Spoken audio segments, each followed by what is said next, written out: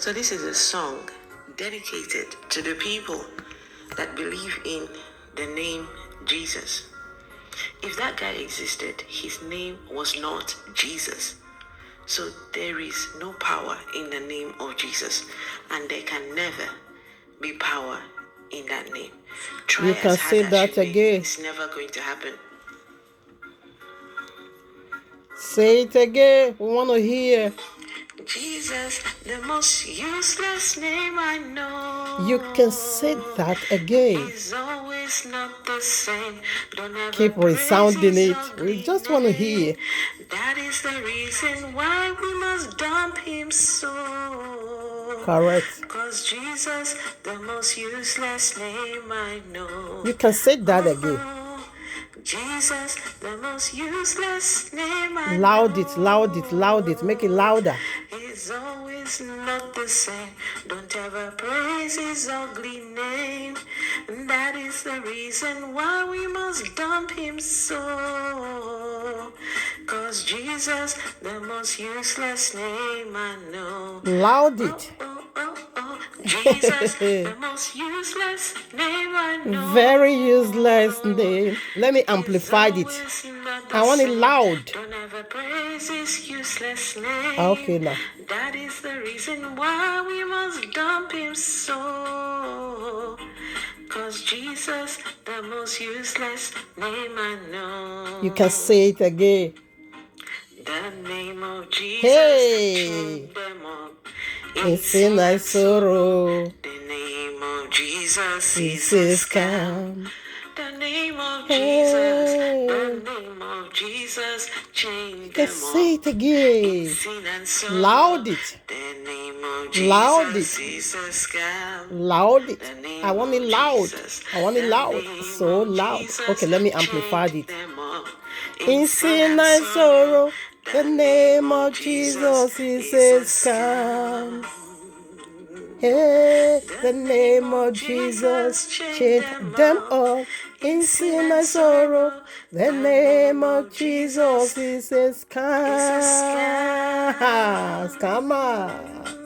Scammer. Scammer. Hey, scammer. Yahoo, Yahoo, the most powerful Yahoo is simply this very guy called PJC, Big Jesus Christ. It's people's father, it's people king, he is people Messiah, he is people God, but he's a very stupid one. He's a demonic entity. Yes, he's a demonic entity. You shouldn't have been trusting. You should not have, or you shouldn't have been entrusting your eternity, precious life unto this very pig hand. Can you give what is holy unto pig? It's going to tear you into pieces. Yes, it's going to scramble you. Yes, it's going to cast you underfoot because he's a pig. What is holy meant not for pig? Says, come, okay. All right, now, family, let's do what we're here today. Greetings, family. Greetings to every one of us. Hope we all are doing great on this wonderful, glorious, lovely day once again for you and I to circle around Abba Yehovah's eternal blessed throne and to just get our soul, spirit, and body, our totality, the past, right now, future, filled with Abba Yehovah's eternal divine breath. The very uncontaminated one. The very one that is going to carry you all through eternity. The very one that is going to be, carry you in the back, straight away to that kingdom that can never pass away. Kingdom that live all eternity. Yes, that is what the breath of Abba Yehovah does when he entered you. It is a he. It is a he. The breath of Abba Yehovah. It is even double he. The word and his spirit, his word and his spirit, both will enter you and to carry you throughout this journey unto eternity. It is what the word of Abba Yahuwah does. Okay, to anyone sincerely that opened to the very book of life, their life will come into you. It is called the book of life. Now, when I'm saying this, the book of life, I'm not saying everything written in the Bible or in the royal law is life. No, you know the very part I'm talking about, his commandments. Abba Yehovah's character, spoken word, and the dealings. It all makes life. And not the version of serpents in it or false prophets in it and all this wanted sight in it. No, I'm not talking about that, okay? Angels lusting after women. I'm not talking about that, okay? All right, now, family, let's do what we're here today. Thank you, Abba. Love you so much. Give you all glory, honor, adoration. Once again, I just want to baruch you and give you eternal thanks because this thanksgiving is going to last unto eternity for separating the entire house of Yehuda, rather the tribe of Yehuda, from the day of wolf, from their own day of lovers, a day, from their own day to display their love. Thank you for removing us from their day, and for bringing us into your own day. Your own day is every now and then. You don't set any day special apart to be celebrating love. No, we celebrate your love for us every now and then. Thank you for removing us and for delivering us, setting us free from their own day. That we won't be a person, that we are never or will never be a participant of that their wicked day. Thank you for setting us free, that we will never, I and the entire house of Israel will never be a part of their day because we were once there. Thank you for casting it under our foot and bringing us into your own that leads unto eternity. I love you so much. Thank you, Abba. To you be all glory. Thank you for your giving word. Thank you for your giving set apart spirit. Thank you for everything. For giving us yourself as our eternal Father. I say to the Abba, love you so much. Hallelujah. Hallelujah. All right, now, family, quickly, let's do the leftover part. The very journey we began already on the Shabbat. Okay, so I want to do the finish it today. Like I said, we have already done the number 1.1 and 3. Okay, so I want to look into point 2 and 4. This very message is unique in its character also, because I've never done a message that have such a character that I have to do 1 and jump to 3. Then I have to return back and do 2 and jump to 4. It's a wonderful, phenomena, I must say, because it's first time I'm also, witnessing a thing like this. Anyways, every day Abba Yahuwah always bring out something new. So let's call out the title. Like you and I know already, title always help navigate us into Holy Scriptures. So family, with this being said, here we are in the heavenly court room of Abba Yahuwah with this powerful message titled for you and me. Pick Jesus Christ and snake Allah's sexual lust hearts so love the world and gave Lupercalia my 24 whole year testimony from Lover's Day sexual ritual, or rather sex rituals. Let me take it again.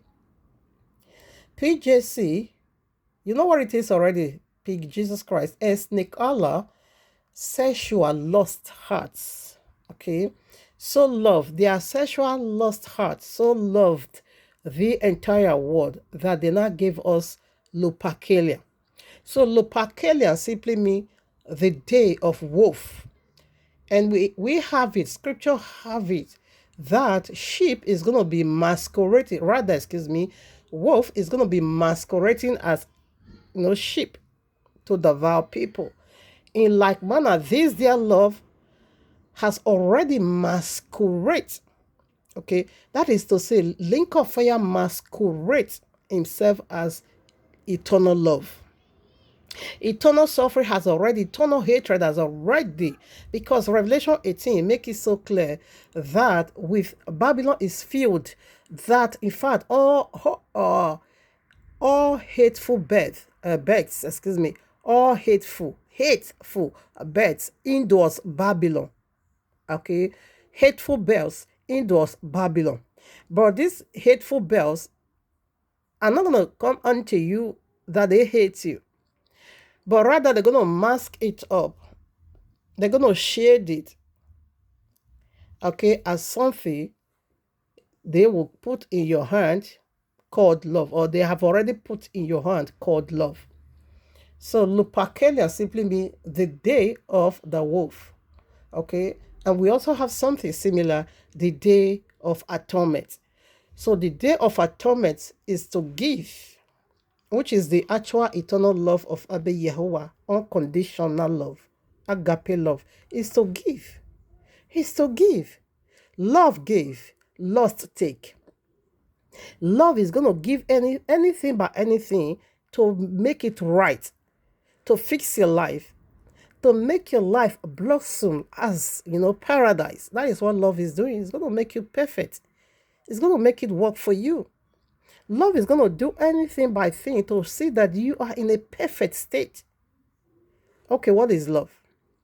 I want to break it down prior to my own little education, what I know about love, how fragile the heart is, how fragile love, very newborn baby is, how fragile is egg. They are very tender and fragile. Okay, so that is what I know. That is how I want to put love. That is the state I put love. If you are in love with somebody, okay, that is what it is. You want to pamper. You want to make it good. You will hold that person very, very, carefully. And you provide what is going to sustain that person's life, or that very one you are in love with. And that is exactly what Abba Yehovah did. Okay? And love belongs to man. Love doesn't belong to woman according to the royal law standard of judgment. Love is a husband, love your wife. Our own women is to submission. So the entire world should have been submitted unto Abba Yehovah. Why Abba Yehovah will retain the love of Abba Yehovah is already there. It goes nowhere. But a lot of people, shut the door of Abba Yehovah's love against themselves. And that is why hatred everywhere. Because where Abba Yehovah, when the light turn off, when the life is off, the life of heaven is off you. Of course, web of darkness is going to step in. You're going to be turned into a web of darkness, which is their hatred they mask up as love for you. Women were never in anywhere, taught to love their husband. Rather, submit to your husband. Respect your husband. Be obedient unto your husband as if you are obeying Yahweh. The love, the chambers of love belongs to the man. The man is the one to do the loving. And we now see a deity also set a day aside, no, rather 3 days aside to display his love for the entire world. People, let me tell you, what you know, what you don't know is forever greater than you. You are just a baby before this very secret, a very thing that is hiding away from you. But it should have been accessible unto you, visible unto you, if you cleave yourself with the very authentic source. Therefore, you're going to be seeing the counterfeit that was out there trying to deceive you. Yeah.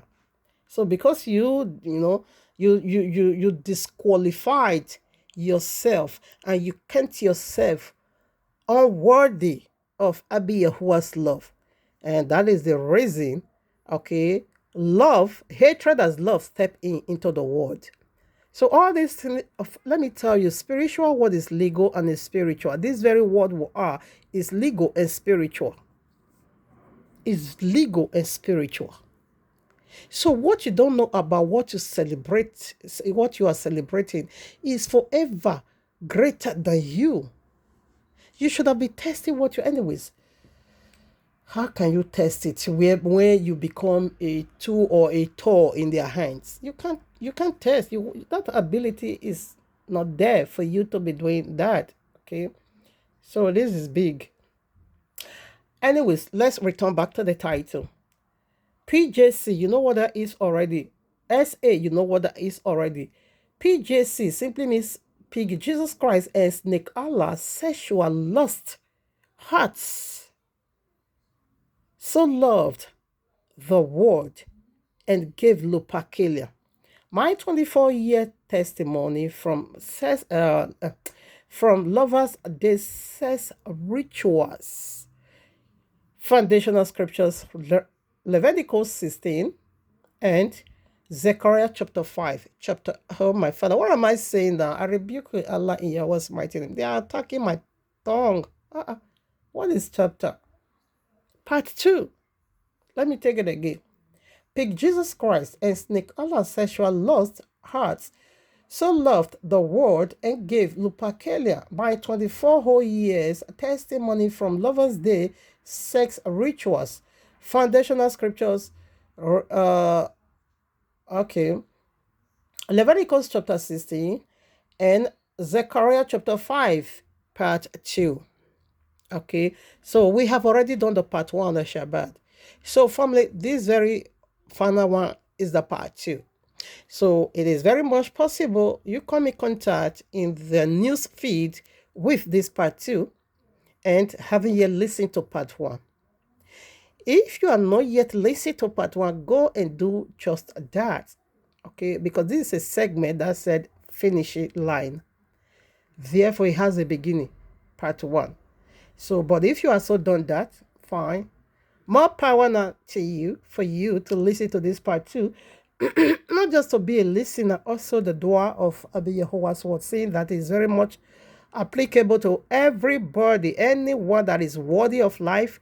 If you are worthy of life, you are free to access this very wonderful expose.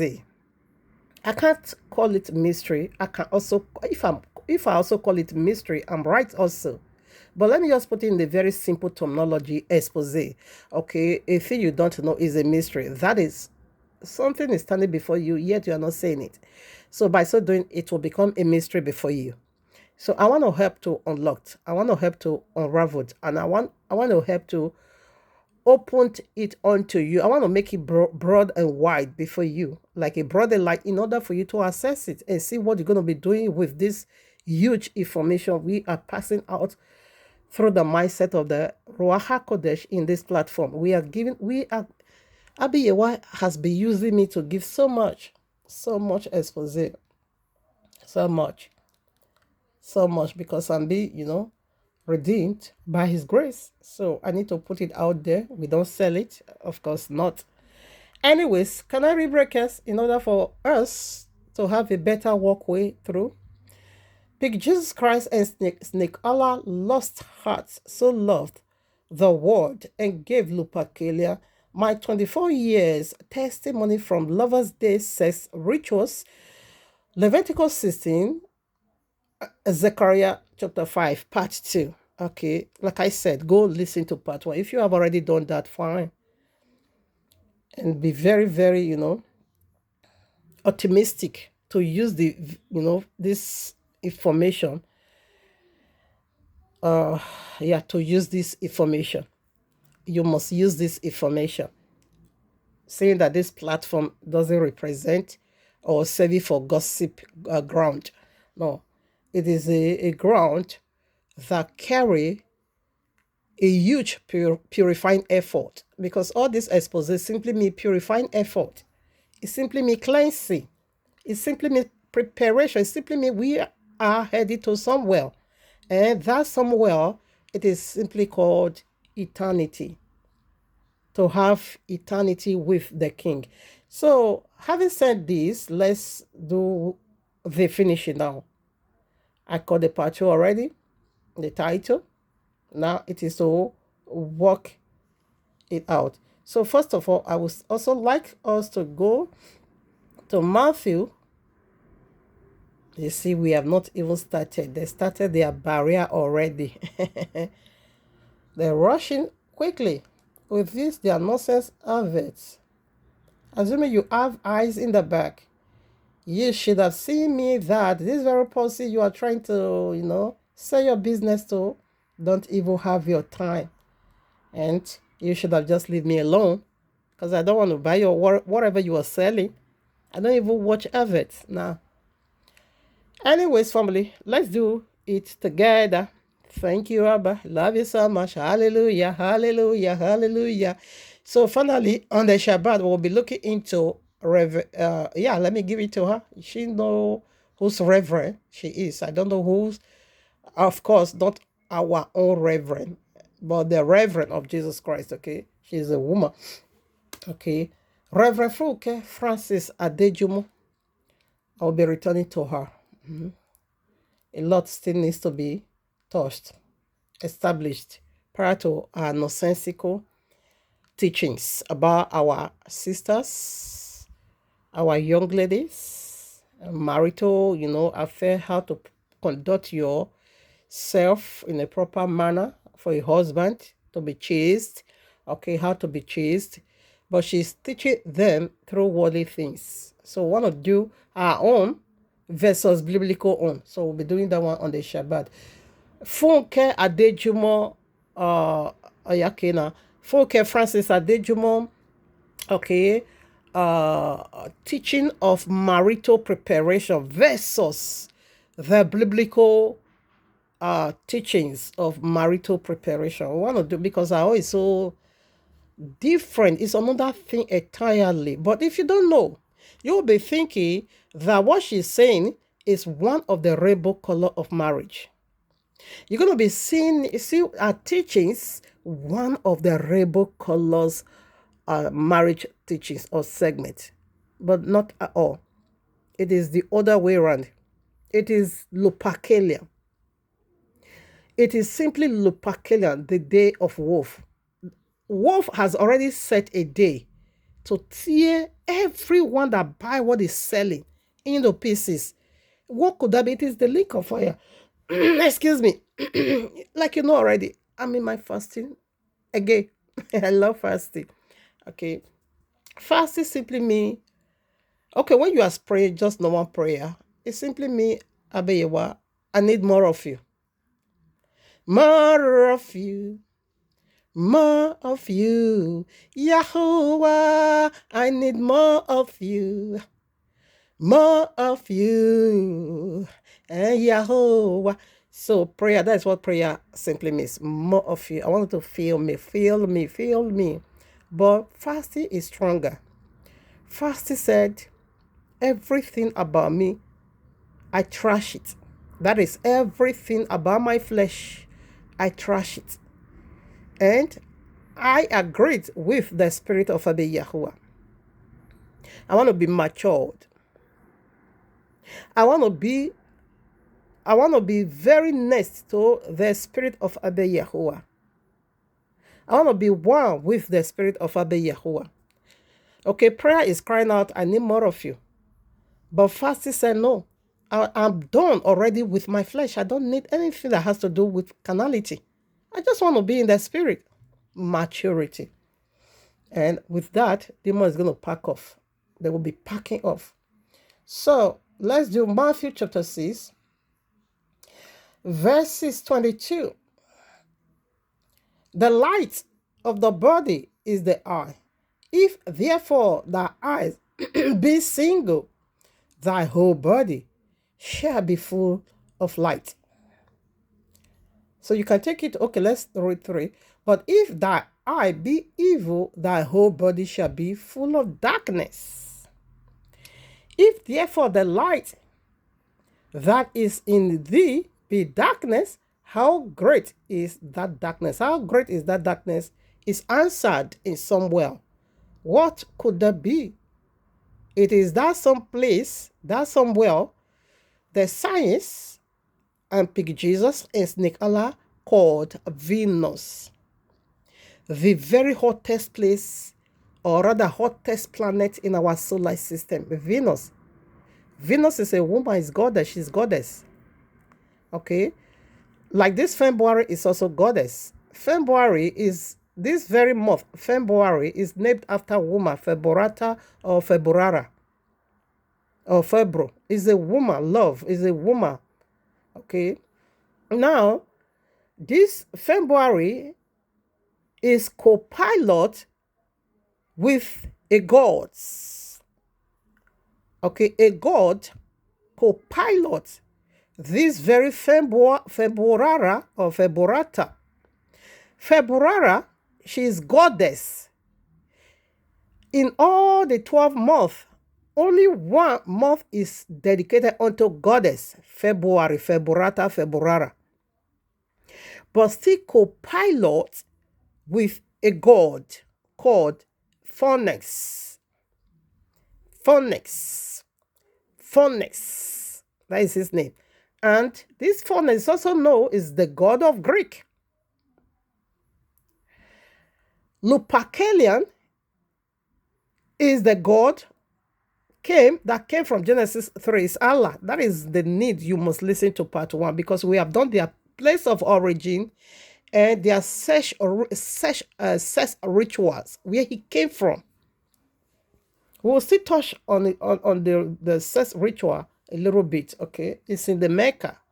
And they are kissing that because already, their vagina. It is the very right hand of Allah, whereby Allah is taking away the sins of Muslim. Called Yemina is carved as a woman, private part. And that is why every year, Muslims all around the whole world, or around the globe, ought to go to Mecca and kiss that very stone. Okay. They are licky bekus. And the gay Allah in his own word, woman womb became his garment. So I don't want to dwell too much on that anyways. So I want to do the leftover part. A time of full testimony. I will be doing this message again now, live video. So we read that place already, that the light of the body, the light of the entire body is what? Okay, the eye, excuse me, of the entire body is light. Is a single one, okay. And again, the darkness of the entire body is also what? The eye. Because the evil eye is there. Is that ministry? The tree of the knowledge of good and evil. Okay, check it out. Let me just put in a very clear language. You see the love of Abba Yahuwah. John 3:16. That is Abba Yahuwah's love. And that one, what celebration, celebrating every day because it is your salvation. It is your eternity. Okay, that is the good eye. If you see that, it will become light. You know, Yahushua is the light of the world. But if you don't see that, then you see Lupercalia Lovers Day. Sorry, it becomes evil. And it says it's going to be darkness. The light of your body is full of darkness. And if the light of your body is darkness, say how great is that darkness, which is the link of fire, Venus, a woman, a gay. So these people is just revealing unto you people what makes us fail from glory. It is sexual intercourse. It is lust. And you are celebrating that nonsense with that tabulicious art, that abominable art, that taboo. It's a tabulicious. And you are celebrating it with them. Am I the one demon is going to be using to cash cruise? Yeah, what's forbid that? How can demon be using me to be cash cruise? I want to celebrate the day you lost after a woman? You have to bring me to that nonsense? No, I won't be doing that. Anyways, let's proceed now. We see light already. So we want to go more deeper. What is light? Your eyes, the light of your eyes. The royal law is going to be answering the question the royal law puts out. But you will take absolute control over my tongue. It's really messing up. I don't know what is this. So the royal law will be answering the questions from the royal law. Tehillim, best known as Psalms, chapter 119, We're going to be looking into verses 105 or so. I think I marked. Is it marked? Yeah, yes. So let's read. Thy word is a lamp unto my feet and a light unto my path. So you see what the light of your eyes ought to be. I'm sorry. I need to blow off this kata. So this is what the light of your eyes ought to be. Veroyalo. Veroyalo is the light of your eyes. And therefore your entire body will be filled with light. So let's proceed. Light is a deity, and darkness is also a deity. Oh no. Get out. This is their nonsense efforts. Sometimes it's so, I don't know, very ridiculous. Beg, may I get out. Just get out.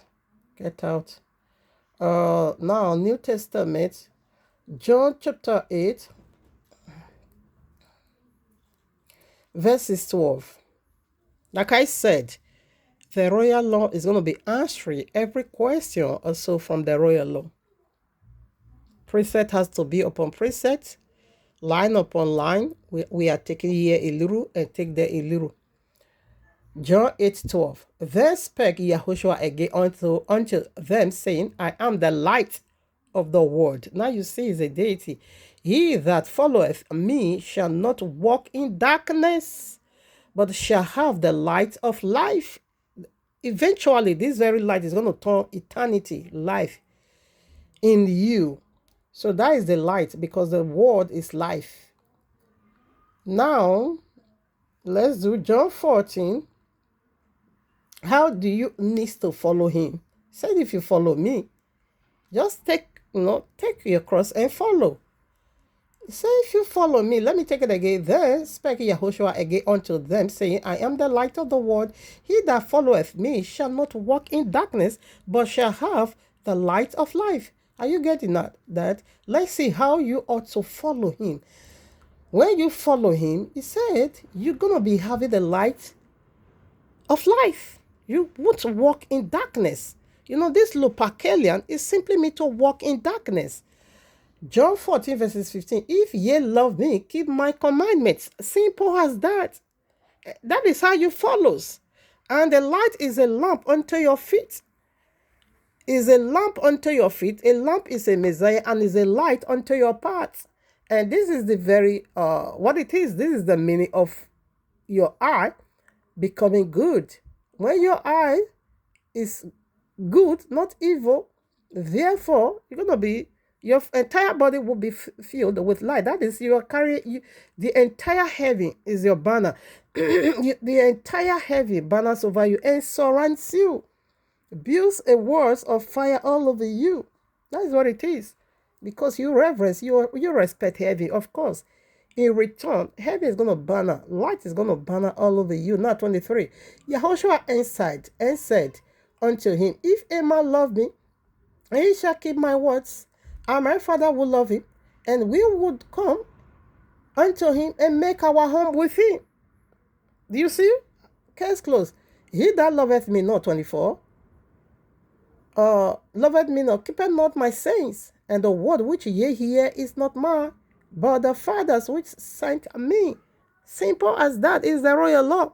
For you to have a very good, clear eye, to see very clear as the broad day, you need to put on the royal law. That's what it is. So that is how you follow. He said, if anyone that follows me, you will be having the light of life. You can't walk in darkness. No way. No way. No way. Luke 15, verses 8 to 10.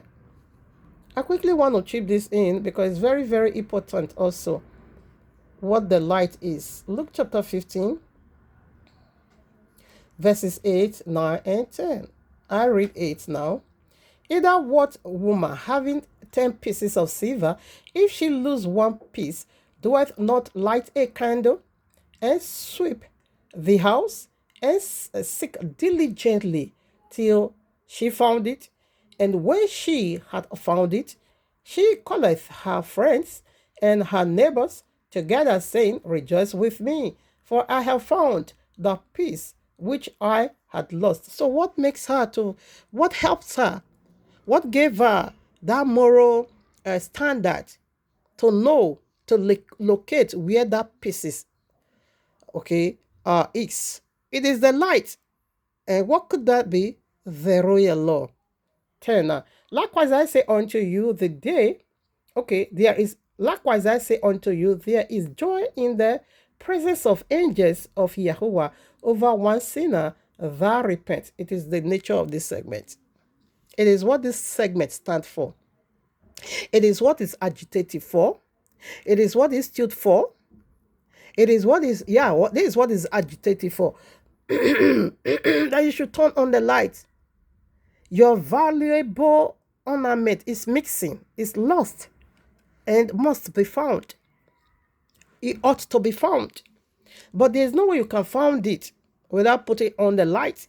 The real love for you is mixing in your life, because there's no way you can have the love for the Yahweh. You will be celebrating Lupercalia. The day of wolf, you can't be celebrating disaster. That is disaster. It's so disastrous. You don't need it.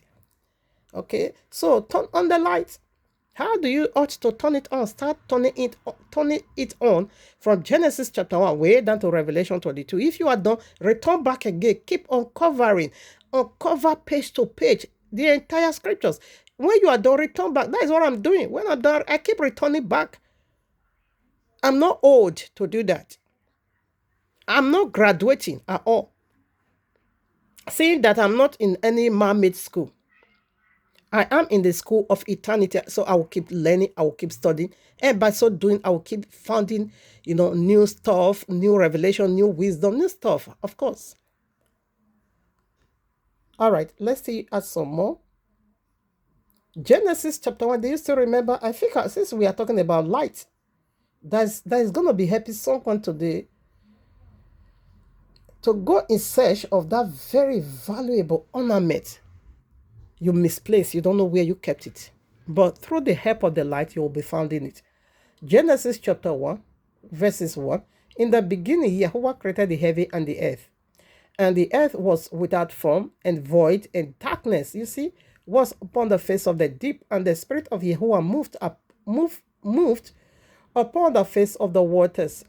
And Yahuwah said, Let there be light. And there was light, including Almighty, the invisible Yahuwah, the omnipresence, omniscience, omnipresence, omniscience, okay, let me leave. That is the all-knowing Yahuwah, the all-seeing.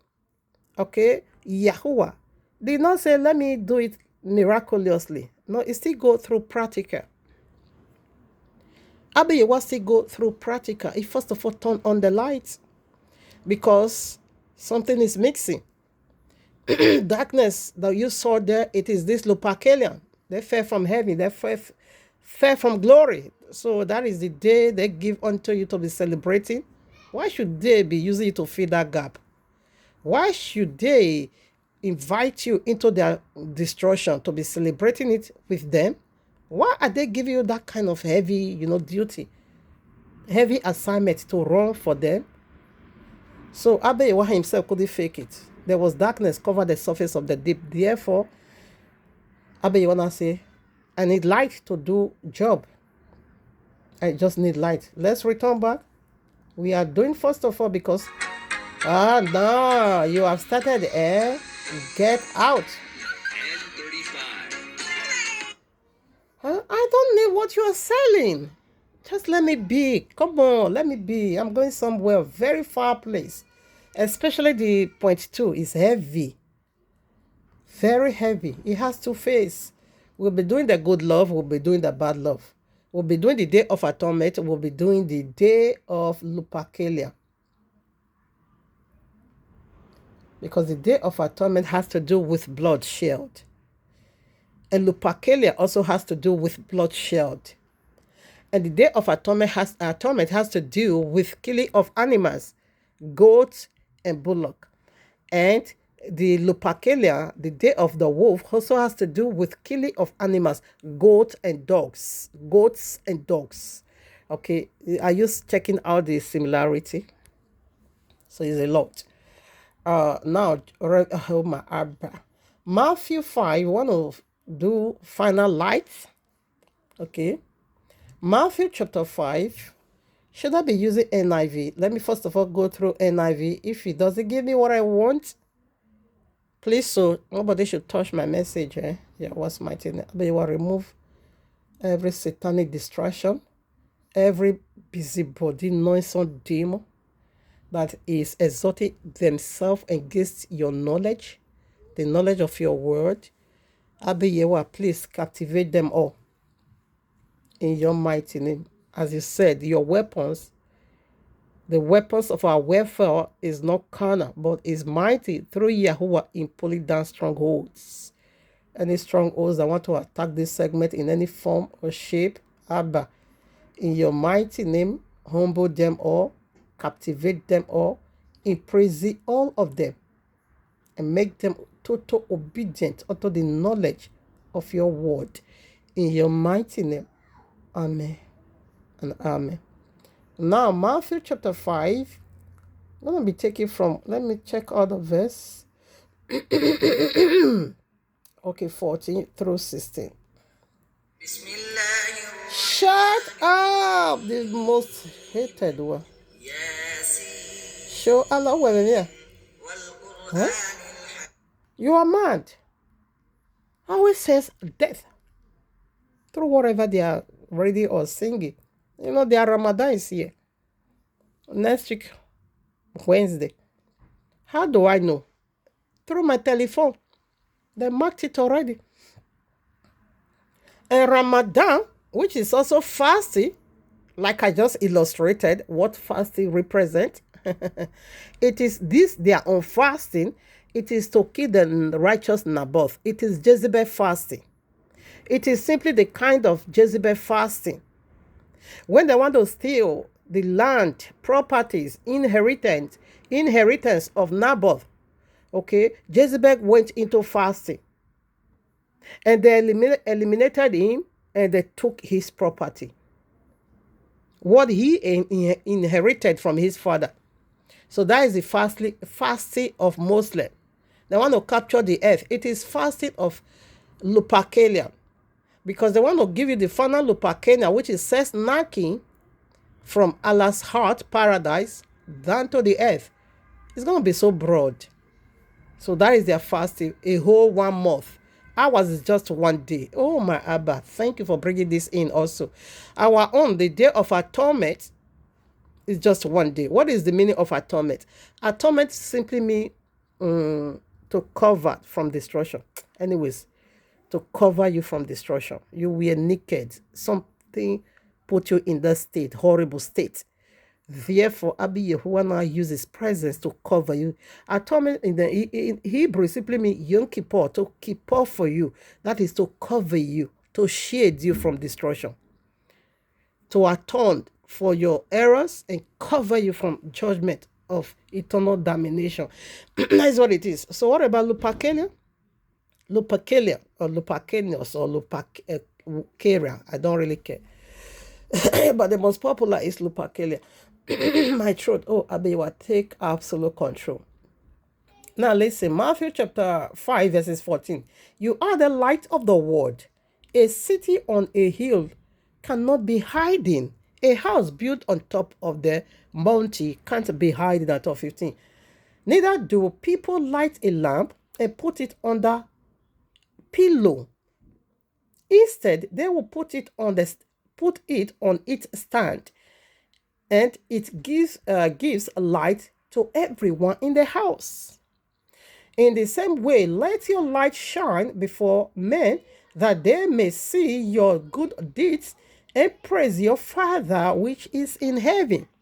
Oh, I prefer this one. I'm not going to King James anymore. Okay, you see this verses 15. 14 said, you are a light. A house built on top of the hill, mountain, can never be hiding from. Is light hiding from anybody? Aren't you see the authority of light? When you put it on, darkness will just fled away. It will flee one time. Nowhere to be found. Vanished right away. That is the power of light, which is the royal law. 50 cent, neither do people light a lamp and put it on that pillow. Are you going to be doing that? No. Instead, they put it on its stand and it gives light to everyone in the house. The entire world is the house. Okay, so it's the nature of this segment to help you turn on the light. Put it on, the royal law. So let's see how the reason you ought to put on the light so that your eyes will be good. So when you say, oh my, what am I doing now? Yes. When you say, if your eye is good, single, that is, you none of you. Don't add anything. Single, just obey your word. The royal law is that is why it says single. If your eye is good, not eyes. Your pineal gland, if it's good, you're gonna be seeing, obey Yahweh in His holiness. Okay, single. The royal law is sufficient. You don't need any backup, whatever. Just the royal law. That's it. Ephesians chapter 6, verses 10. Finally, my brethren, be strong in the Yahweh and in the power of His might. Who is the power of His might? Yahushua, the word again, which is the light again. 11. Put on the whole armor of Yahweh, that ye may be able to stand against the wiles of the devil. Now, this is the reason you need to put it on. There is a lot of tricks, a lot of traps, a lot of gulf dug by this enemy, okay, out there. But they are not going to be presenting to you that is a grave or is a pit. They're going to come to you as this is wonderful. It's a must taken by you. It's a must do thing by you. It's a thing you needed to survive in life. They're going to seduce you because they are full of lust, and they will infuse it in you. Before you knew it, you will begin to dance their message. You will begin to sing their song, and you begin to dance their song, their dance. Okay, folly kingdom. All right. So that is their tricks. So that makes it difficult. Honestly, they didn't put it out there to be easy discovery. They make it so difficult. That is why you need to go extra mind. The only way you will be able to go extra mind, it is for you to put on the royal law. Psalm chapter 19, I think verses 5 or 7 said, the royal law is going to make you wise than the serpent.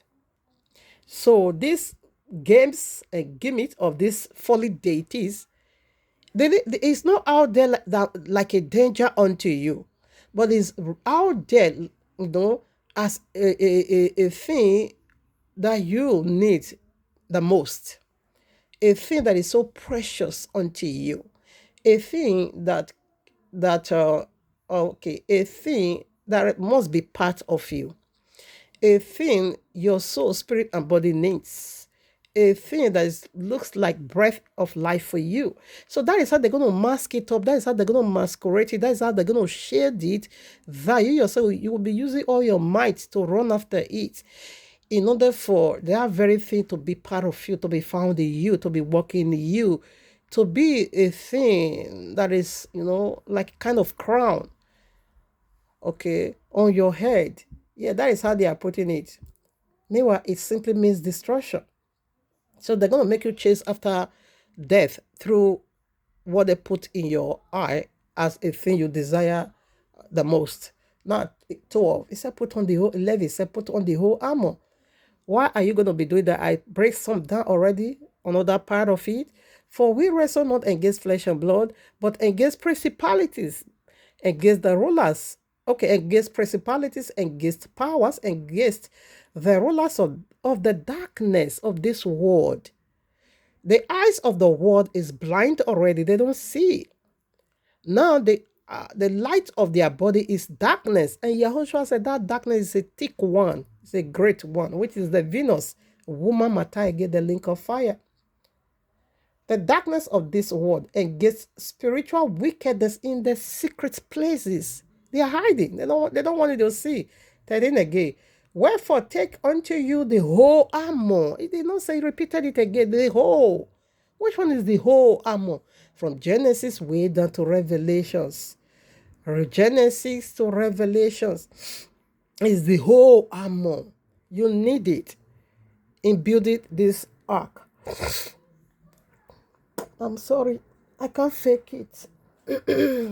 Don't want to pretend. I just want to come and this is who I am. I can't fake it. I'm sorry. I know it's so disgusting, but forgive me. I can't hide it. Because I don't like drinking spit, okay? When I'm fasting, I always spit it. I always spew it out. I don't like drinking spit. It irritates me. All right, let's go back.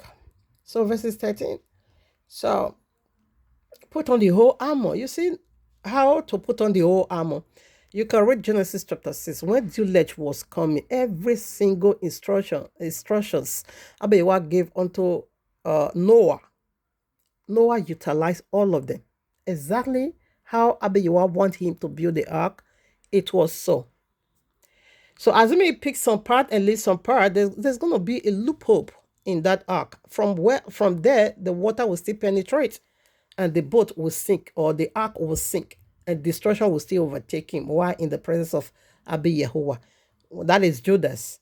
Judas in the presence of Yahushua, yet is still, walk through destruction. It still, make it back to eternal damnation. It couldn't make it to heaven, but rather backwardness, eternal fire.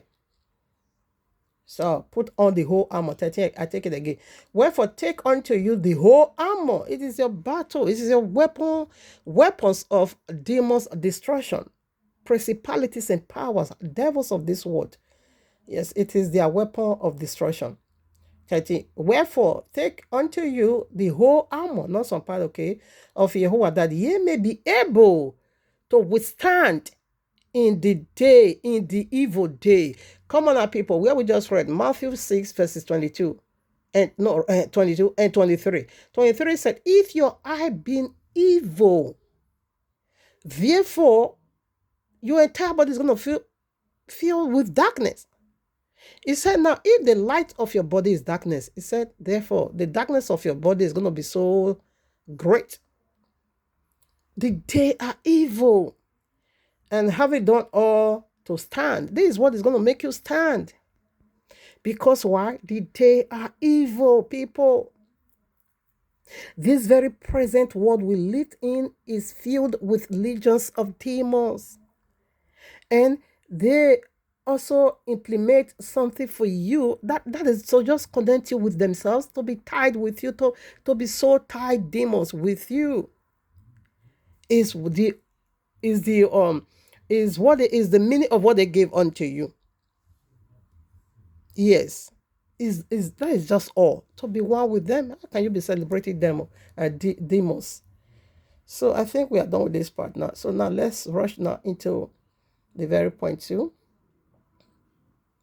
Zechariah chapter 5. We're going to be reading it. We have a lot to read today. But you will help your daughter. See, I've it again. Like kind of dragging my Bible, my phone with me. Let me change this paperwork. This is Baphomet, is goat. This is Allah, is Yom Kippur. Allah again in Lupercalia, the day of wolf. The day of wolf. Especially this love symbol. This message is heavy, eh? When we come to that one, it's so heavy. No problem. I will do my part, my very best, saying that I'm working for Abba Yahuwah, who has employed me into this very ground. I'm working for him until eternity. So let's do now Zechariah chapter 5. I want to do something over here. Zechariah chapter 5. Should I be ready from what? Okay, not that it's really that long. It's up to 11. Let's just quickly run it through. Then I turned again, all right now. Then I turned and lifted up my eyes and looked, and behold, a flying roe. And he said unto me, what seest thou? And I answered, I saw a flying roe. The length thereof is 20 cubits, and the breadth thereof 10 cubits. Then said he unto me, this is the curse, a curse, that goeth forth over the face of the whole earth. For everyone that stealeth shall be cut off as on this side according to it, and everyone that sweareth shall be cut off as on that side according to it. Now it said it's a cause. There is a cause that runs through the entire world, the four corners of the earth. There is a causes. What brings about these causes? What generated these causes? What is the nature, or rather, what trigger these very causes? Let's proceed. 4 now. Or rather, let me take 3 again. Then said he unto me, you see, this is what I wanted to see. This is what I wanted to see. This very present world we are not better option for anybody to be building mansions here, building your eternity here, setting your flesh on fire here, and killing your spirit. No, build it, channel that energy straight to heaven. That is building your eternal home in heaven. You can't quench your spirit and set up your flesh in fire. Rather, your spirit should be on fire. And when your spirit is on fire, let me tell you, this Lupercalia will be trash underfoot. Not just Lupercalia alone, a lot of this nonsense feast. You know, Abiyewa is using feast to minister unto us. In like manner, these folly deities is also using feast to minister unto the world. Go and read Leviticus chapter 30. You're going to see all seven feasts over there. It is a plan of salvation. It is Abiyehowa's plan of salvation for you and me. Okay? For you and me to make us good. Like the feast of Passover, you used to remember Yahushua is the Lamb of Passover. So Abiyewa is using all his feasts to minister. In like manner, this demon is also using feasts to minister. Because this very Lupercalia, Lover's Day or Valentine's Day, is a major feast. We got 9 altogether. And this 9 feast, 2 is for judgment. Genocide of the entire world, destruction of the entire world, elimination of the entire world, get rid of the entire world. The Feast of Purim and the Feast of Dedication, because the entire world and everyone that make it back to Abiyewa will be dedicated unto Abiyehowa by the King himself. That is going to be our final baptism of the Holy Spirit. We'll be baptized. That is how we're going to be baptized by the Holy Spirit. Dedication. Okay, so now we got 9 altogether. 7 are plans of salvation, and Y2 is for battle. Okay. Again, the devil said, I'm going to make myself like the Most High. So they are also using feast to minister, like the Ramadan. Allah is ministry, isn't it? Like the Salah, Allah is ministry. Like the Hajjab, Allah is also ministry. Like Christmas, Jesus Christ is also ministry. So feast, there is a spirit behind it. Don't just take it for granted and don't take it literally. Look into the spirit. Like I said in part 1, I don't really have time to go into, because I've been doing that 6 years ago. I really, dig into histories, physical. And 2 years, I also did touch on history and also the spirit. But this one, I focus more on the spirit. So all feast you are seeing, there is a spirit attached to. There is a spirit that governs it. A spirit attached to it.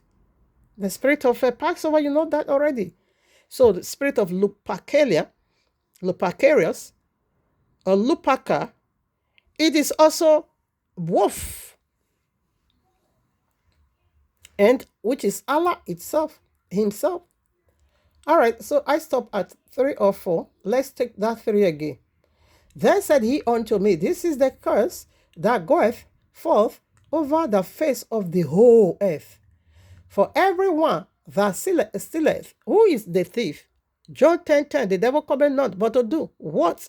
But to steal, to kill, and to destroy. Where is it stealing from you? Knowledge, ability, understanding for you to know who you are. Crisis in identity. He removed that ability from you.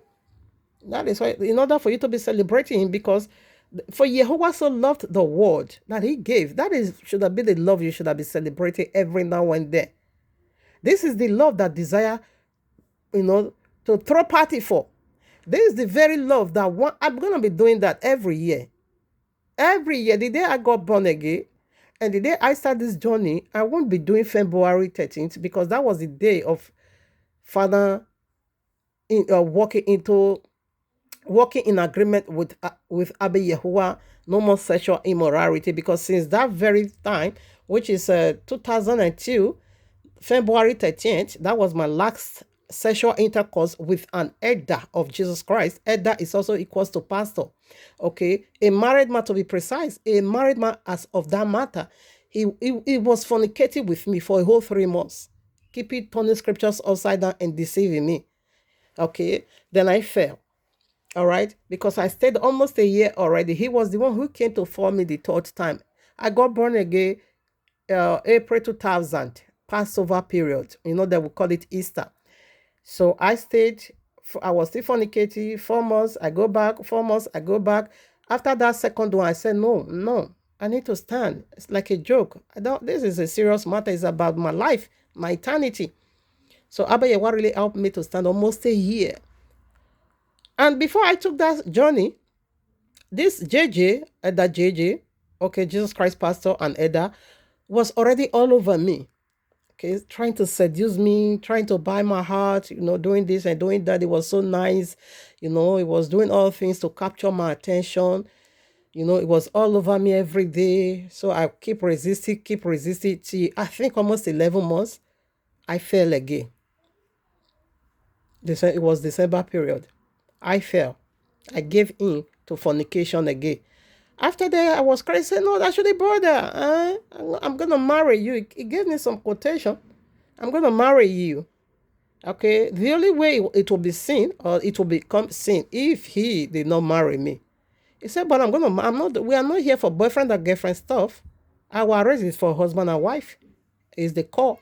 I said, okay, But on February 13th, he also came to knock. Okay. He also came to do he came to do fornication.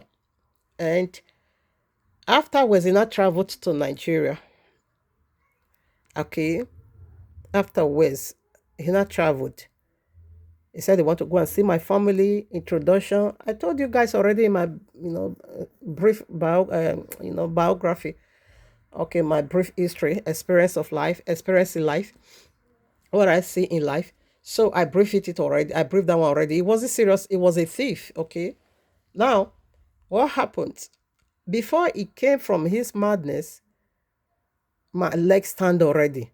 So the last Naki, Abba Yewa took me right on this feast of Lupercalia.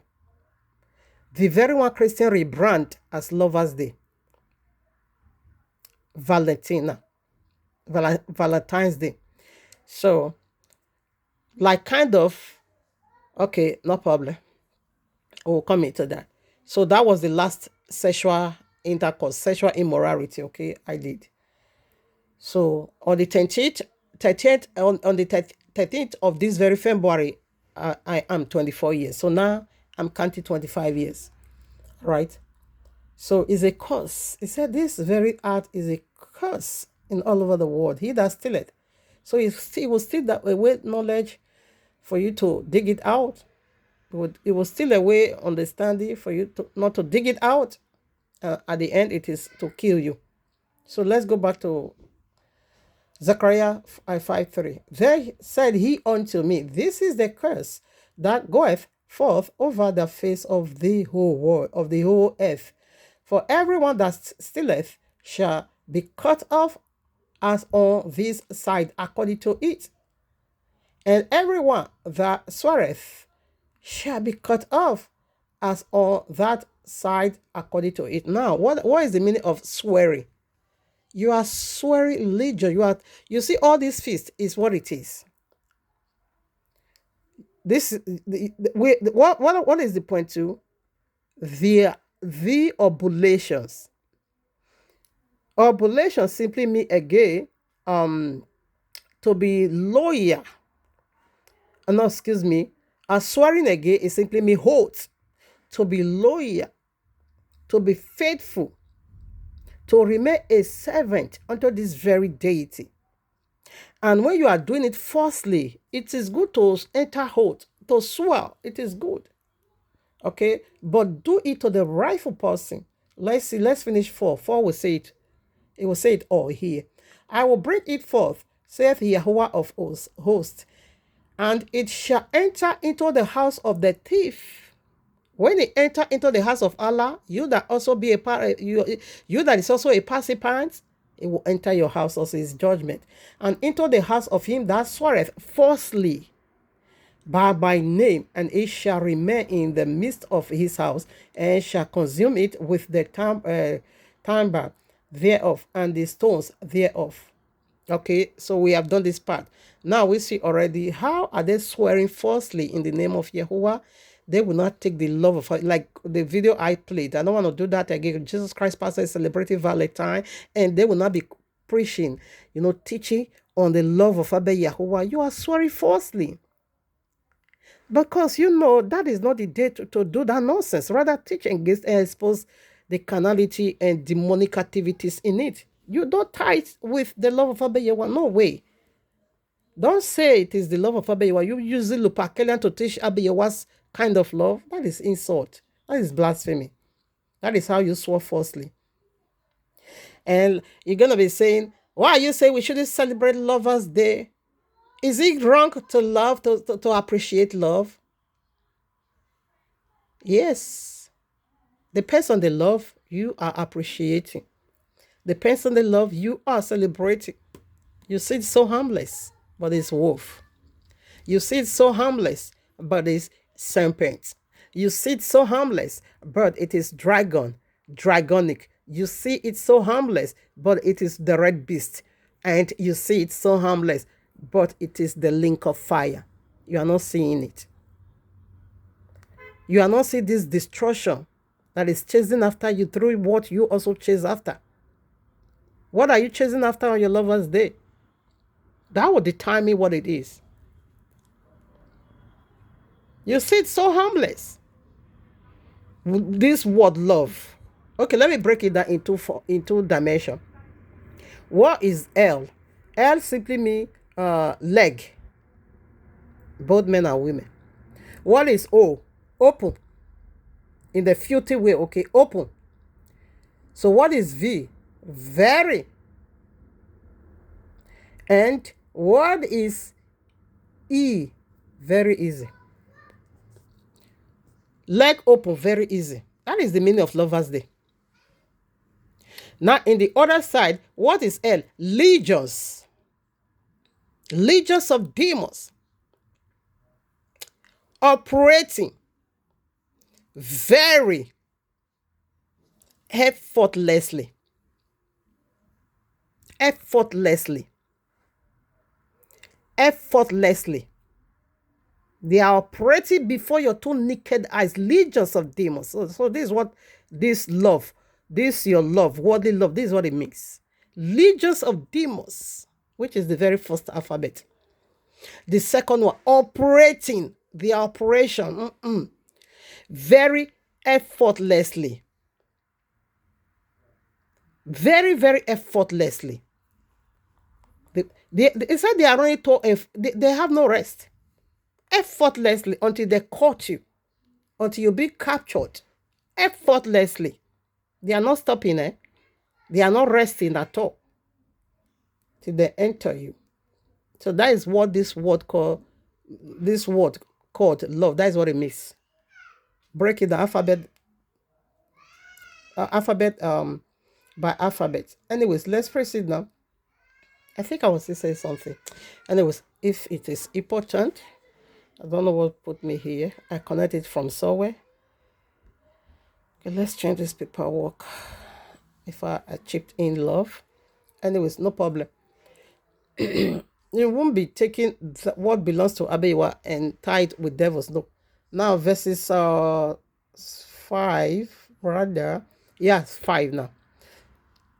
Then, Zechariah chapter 5, verses 5 also. Then the angel that talked with me went forth and said unto me, Lift up now thy eyes and see what is this that goeth forth. What are you seeing? You don't see Lupakelia. You only see emotional love. You always see deep affection. You always see on this day, a very strong romance, a very strong naki sexual, a very strong soul tie feeling. A feeling you see that is going to last, carry you all to eternity. But when the man breaks your heart, what are you going to do? When your heart is being broken. You see all these people that is divorcing. The very first day they take themselves to the altar to celebrate their union, to celebrate their love, they invite hundreds of people and say, come and celebrate the love of our life with us. Were they not in love? Do they not love each other?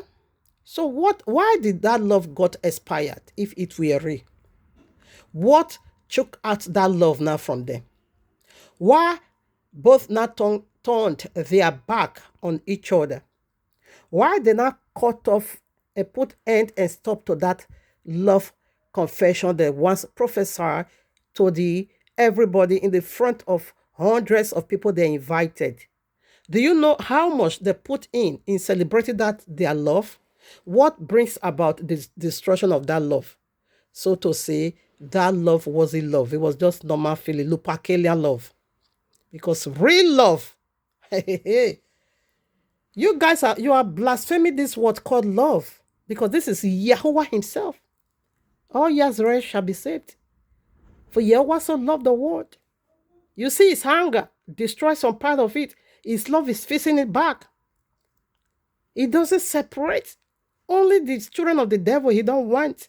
And that is not wickedness. He don't want. It's Abba Yahuwah. He can do whatever he feel like doing. If he said, I don't want you in my kingdom, I don't want you in my kingdom. If he said, I don't want the children of Semped in my kingdom, simply don't want them. You can't force them on him. So that one is not wicked. It is almighty. He has the power to do whatever he feel like doing. But we, that is his own, you're going to see the love is so strong. That is what is called love. You see everything he gave. I don't want to dwell too much on this. Okay, so let's read the same Zechariah chapter 5 verse 6 now. I've read 5 already, 6 now. And I said, what is it? And he said, this is an ephod that goeth forth. He said, moreover, this is their resemblance through all of the earth. Ephraim. So what was in the Ephraim? Okay, let's first of all finish reading. Ephod. The E can also go for ephod. Ephod. Ephod is a throne of a deity. How many are they that sat on this throne? And I take it again. And I said, what is it? And he said, this is an ephod that goeth forth. He said, moreover, this is their resemblance through all the earth. 7. And I behold, there was lifted up a talent of lead, and this is a woman that sitteth in the midst of the ephod. Now, woman, celebrated, Februara. Hey, who ordained this celebration? It says the furnace, the God, the co-pilot, this very February. It is a month of a woman. The month is named after goddess. The month is dedicated unto woman. And this very feast is all about woman fertility. All about woman to be fertile, fertilization. Both the blood that poured on her, both the ritual, it's all about woman fertilization. And it was also a day our virginity is being messed up. We are going long way, long journey. A woman Okay, now let's keep reading. Remember, Allah promised the woman in Genesis 3 the Godhead, and here is their throne. All right, now let's read it. And he said, this is wickedness because a woman is sitting on her throne and people circle around her, celebrating her. He said, this is wickedness. And this is also Easter, okay? Ishtar, goddess of fertility. Hey, oh my Abba, another one. Another deep cut. Goddess of Easter. Easter is in the English word. Easter, in 2 months now they will be celebrating Easter. Hey, now listen. Easter is the English word. In Babylonian word is Ishtar. And what is the meaning of Ishtar? Goddess of fertility. And that is why in Easter, Catholicism, they don't eat anything that has to do with blood. I once did it on their Good Friday. I ate egg because they said it's a symbol of fertilization, to be fertile. In like one of these February, Lovers Day, Valentine's Day, flash Valentine's Day now. It is a feast of fertilization, to be fertile. Okay? They work on the reproductive organ. This very feast deal with reproductive organ, both men and women, the male and the female. The sacrifice they offer, it is to work.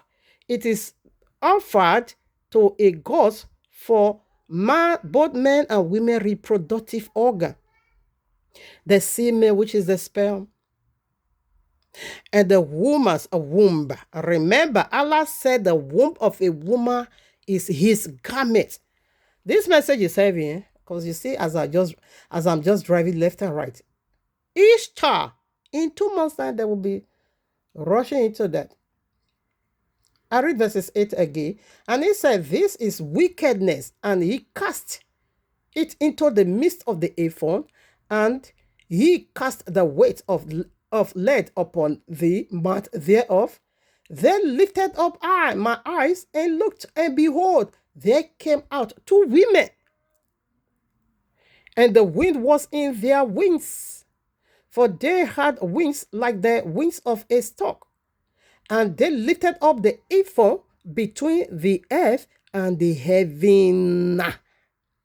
And he said it's wickedness. Now, February, Lovers Day flash, Valentine's Day, it is a major feast of the entire world, like Easter. It is the feast of women. And they now raise it above heaven. That is to say, they lift up Lupercalia, the lust they call love. They lift it above that of Abba Yahuwah. For Yahuwah so loved the world. He gave. Nobody celebrated that one. The world don't even know that one. But for Jesus and Allah lost hearts, so loved the world, they now gave you Lupercalia, the day of the wolf. Is a lust, it's not love. They now raise this filthiness above that of Abba Yahuwah. 10. Then said I to the angel that talked with me, where do this bear the ephod? Where is their throne? 11. And he said unto me, to build it an house in the land of Shinar, and it shall be established and set there upon our own base. You see, he said this Lupercalian have a base, have an origin. It came from somewhere. A house is going to build this a house. When you celebrate it, you will become the house of Lupercalia. It's going to endure you. Where did this start from? Genesis 3. Where is Shinar? Babylon. Shinar simply means Babylon. Read Genesis 11. You will see Shinar there. It's the headquarters of Nimrod, from where this Lupercalia came from. The Phoenicians called this feast Baal. Lupercalia, the Phoenicians call it Baal, the sun god. Catholics call it Mass Candle, and the feast of Mass Candle and angels in the natural chambers. And they said they are cleansing Mary. What are they cleansing Mary for? For copulation, for childbirth. Which Mary are they, cleansing? You, the woman that celebrates, you are the Mary, and your womb is in the it is not garment of Allah. Now let's return back to a place which is the verses 6. Zechariah chapter 5 verses 6. And I said, what is it? And he said, this is an ephod that goeth forth. He said, moreover, this is their resemblance through all the earth. Family, what did you understand by resemblance? For something to look alike? Is it what it is? Resemblance. Said this is their resemblance in all over the world. To look alike? When you say something resemblance, that is to say, to look alike, they have the same character, they have the same quality, they are striking in resemblance, they are very, very much, one in the sense, okay? That is what is said to be a resemblance, similitude.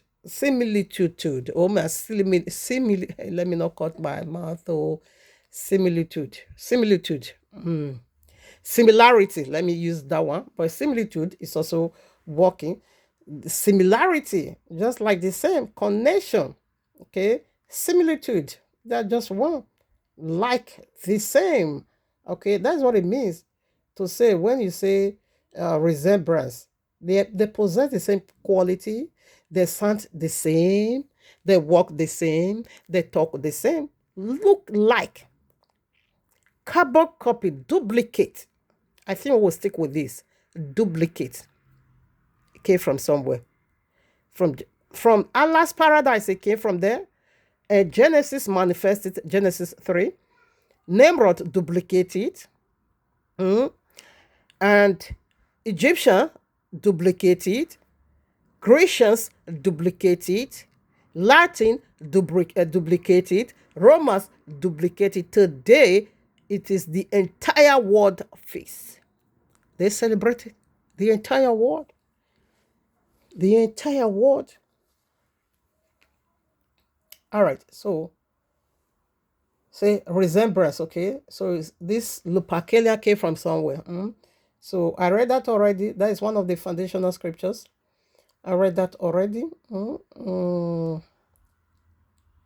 Okay, so let's present that to Matthew. I want to give you the clarity and the picture of wolf. You get to know that. And see if it is something you're going to be tolerating henceforth. If you will see adorned, cherished, this very wicked feast. Matthew 7, verses 15 and 16. Beware of false prophets. Beware of men and women that is prophesying worldly love unto you. Be very much careful about them because they're going to be piercing you, hurting you at the end of it all. That is why divorce is so rampant. Christian pastor are divorcing everywhere, divorcee. What happened to that once pure love they once prophesied? What happened to it? They are no more in love. That is the picture of Lupercalia, the Lover's Day. Beware of the false prophet that's going to be prophesying wrong love unto you, which come to you in sheep clothing, but inwardly are ravening wolves. They're going to ravage. They're going to tore you. They're going to tear you they're going to leave you desolate. They're going to render you empty. If you build on this kind of love of wolf, the day of wolf, you build your love there, You celebrated, you see something that is so vital, important to you, but he masked himself. That's what we are saying. As a sheep. Oh, it's going on here. Okay. As sheep. But inward is wolves in sheep clothing. So if wolf, or rather, if wolf was proud enough of his look, his character, who he is, if he were really proud enough about his personality, why did he just come out the way he is? Why all this masquerade stuff? Why he needs to hide under something people cherish so much? Love is a word. He hide in it. It's so important. Life without love, I can't even imagine it. So if Wolf was all good, lovely in all his capacity, personality, why do he need to hide under something covering? Why? The day of the wolf, and this wolf is not coming to you as a wolf, and they not come to you in the name of love. Remember, Bayewa is using fist to minister, and a folly deity is also using fist to minister, and you grab it and you celebrate it, and you now make it a soul tie. You now make it, like I keep saying, what you celebrate are tied to you, to your personality, to your soul, spirit, and body. You are what you celebrate. Okay, they are tied onto your memories, onto your feelings, onto your passion and emotions, onto your devotion. Check it out. As Exodus chapter 12, Abby once said we should celebrate the feast of Passover as a memory. It's a memorial feast. People, do you have memory card on your phone?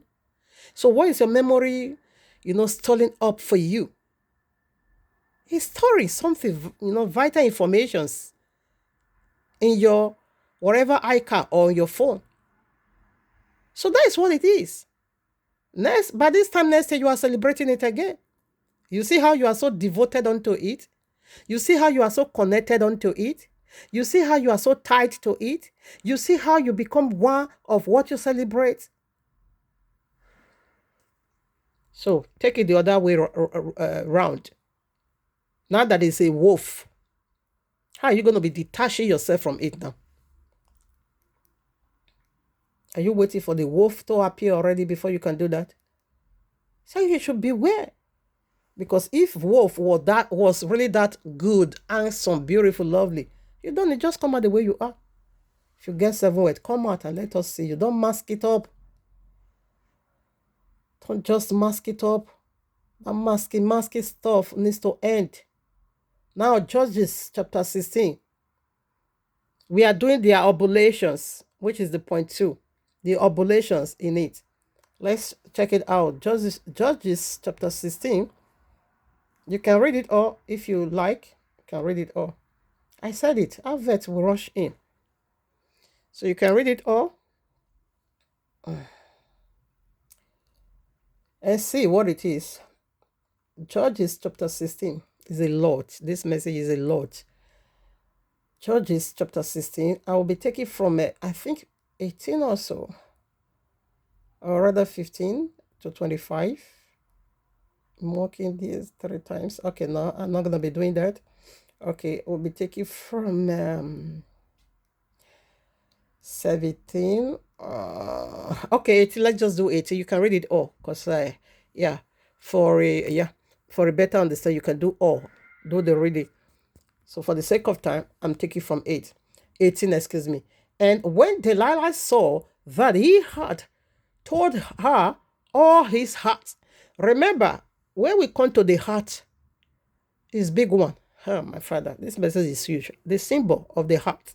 Remember, this heart you are celebrating. the symbol, the logo everywhere. When they are bringing chocolate, like this JJ, when it's bringing, it's only one time, eh? So when they are bringing chocolate, they would, buy those chocolate that looks like heart. They build the mold formed like heart. Is your heart really like that?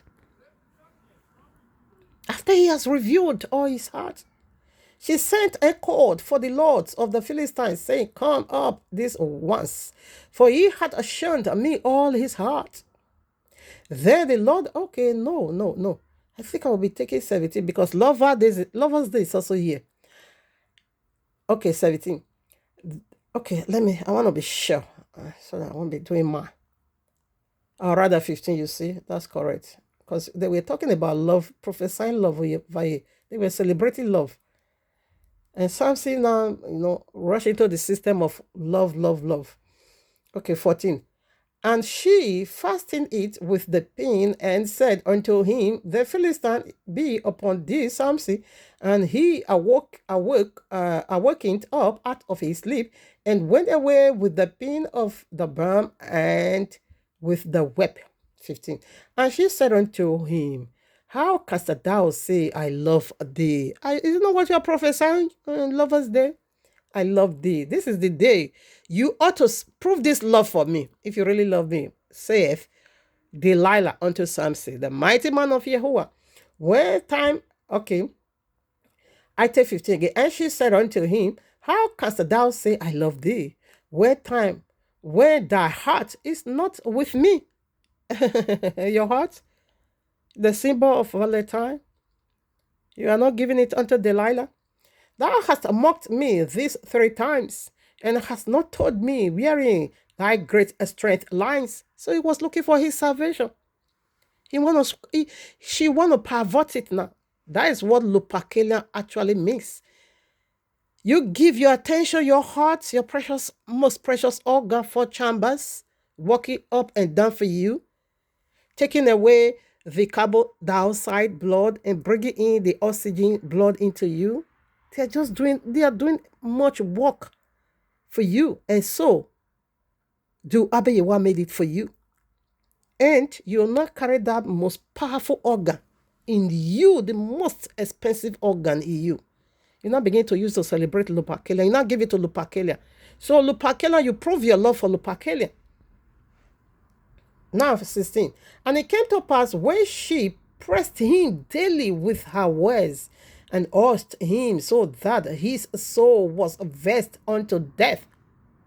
This is what the love of the word represents. Delilah displayed this word called love unto him. Legions of demons went into operation. Very, very easy.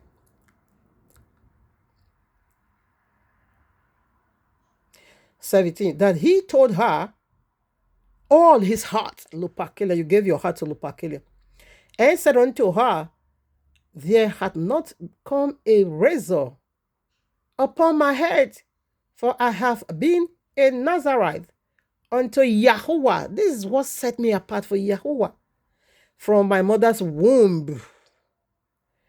"If I be shaven, then my strength will go from me, and I shall become weak.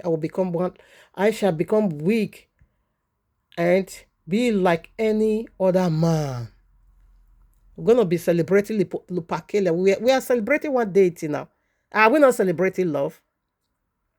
So your body is now a letter for Lupercalia. Your mouth, your kiss, writing letter to Lupercalia. Your breast as a woman, writing letter to Lupercalia. Your most powerful organ, which is your cervix, vagina, writing letter of love to Lupercalia. You know the right letter, the card. If you are not putting pen down to write it or pen down to write it, but you are sending love message on your WhatsApp. You are testing people. Happy Lupercalia, happy Lovers Day. Nonsensical in the highest order. He revealed everything. gave the seat of Abiyawa unto Lupercalia. Now listen. 18. And when Delilah saw one time, Lupercalia, they don't waste time, that he had told her all his heart, the heart is giving, Lupercalia. She sent and called for the lords of the Philistines, saying, come up. This one more he has already done that. Now he's become weak, like every other man. Now we can capture him. Okay. We can seriously, this is what Lupercalia does to anyone that celebrated that demon. He's no respecter of you, because he sees folly. Celebrated the folly of Lupercalia.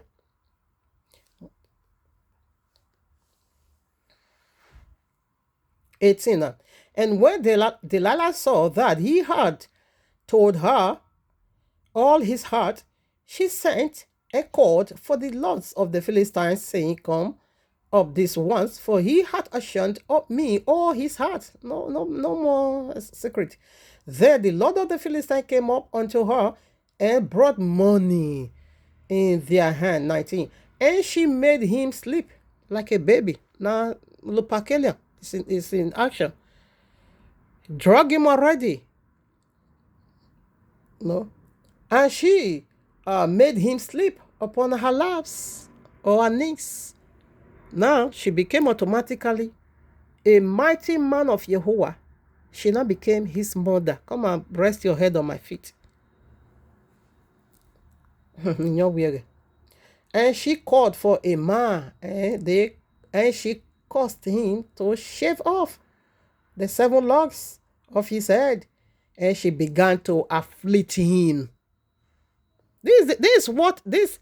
The oblations simply mean affliction on you, and his strength went from him. You can't find that, but you usually you want to be teaching this nonsense, Lupercalia. You can't see him there. No, he's not there. 20.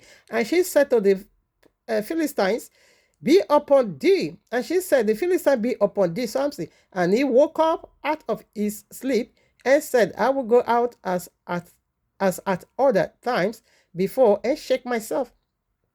And he was not that Yahweh was departed from him. You can't find Yahweh there. Judgment day, I cast that devil.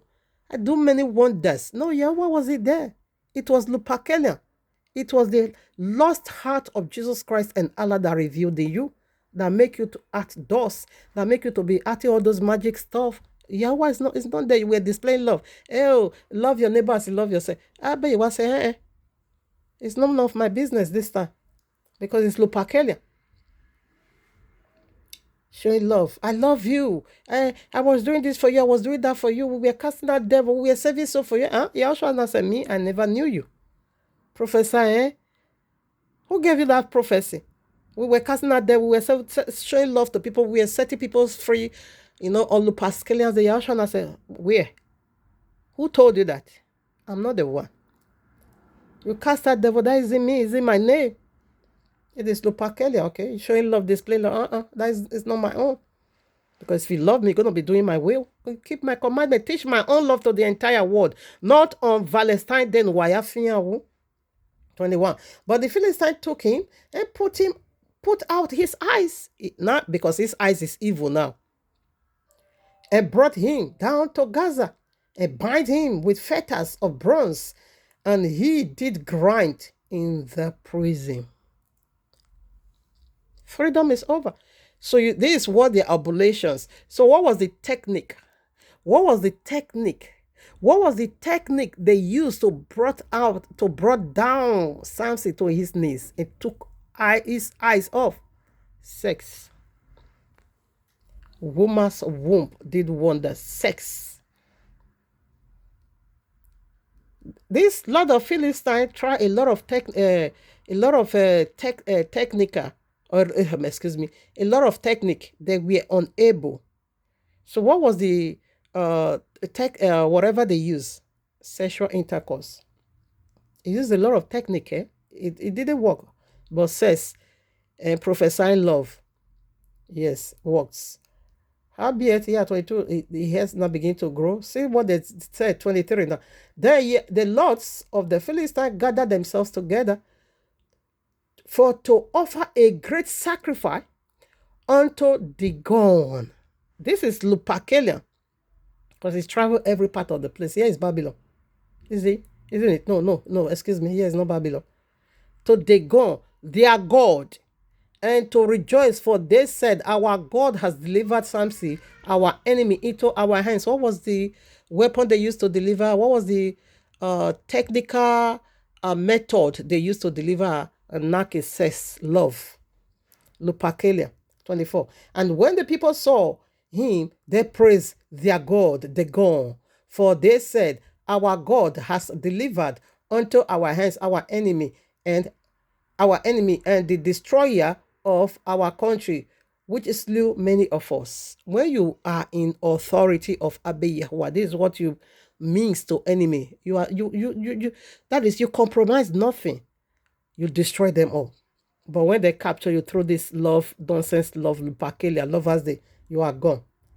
You give it to their wicked seducer spirit, you are gone. 25. And it came to pass when their hearts, you remember, they lost simple hearts, were merry, that they said, call for Samson, that he may come and display, come and entertain us, come and motivate us. And they called for Samson out of the prison house, and he entertained. He said, then he entertained them. He now began to be, a motivational dancer unto them, and they set him between the pillars. So, but Samson did one thing and said, no, you all must die for making this big fool of me, for rendering my life useless in this manner, through the nonsense love. Through the nonsense love, I reveal my heart unto you.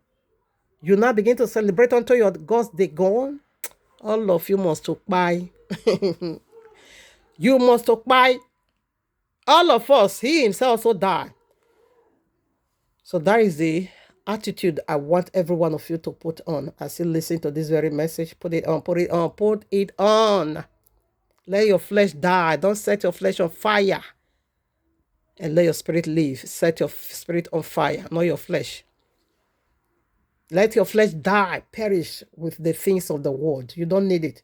Now let's proceed. We want to go now to the temple. We are looking into the temple service, okay? The blood.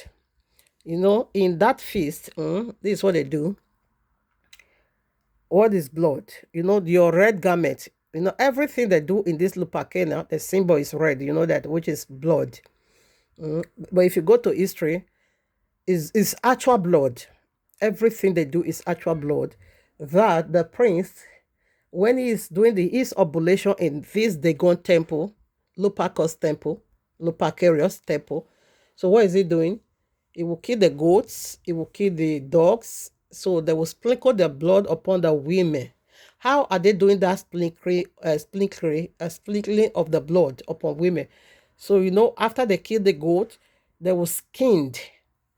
They will pull off the skin of the goat. They call it hind. Okay.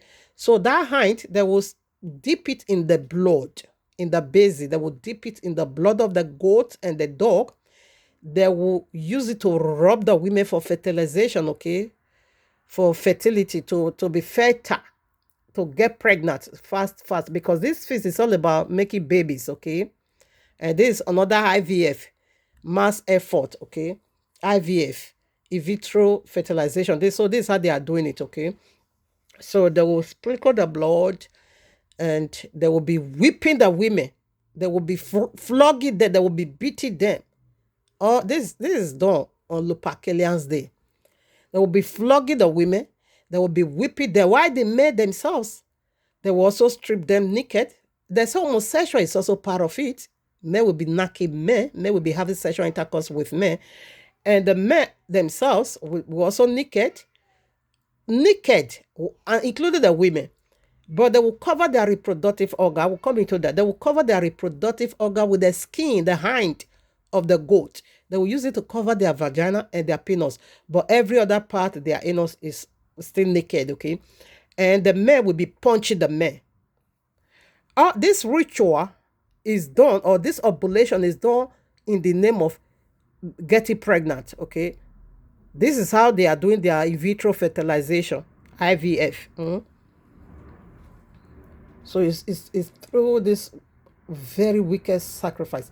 So what is blood? So let's go now to, we are doing their oblations. We can also call it ritual. Anyone that suits you, just put it there. It's not really important. Anyways, okay, now we are going long with these two. I don't want to do three. If not, I will just leave the other ones. I will just talk it like that and go my way. But these two is very important. Leviticus 11, 17. Rather, Leviticus chapter 17, verses 11.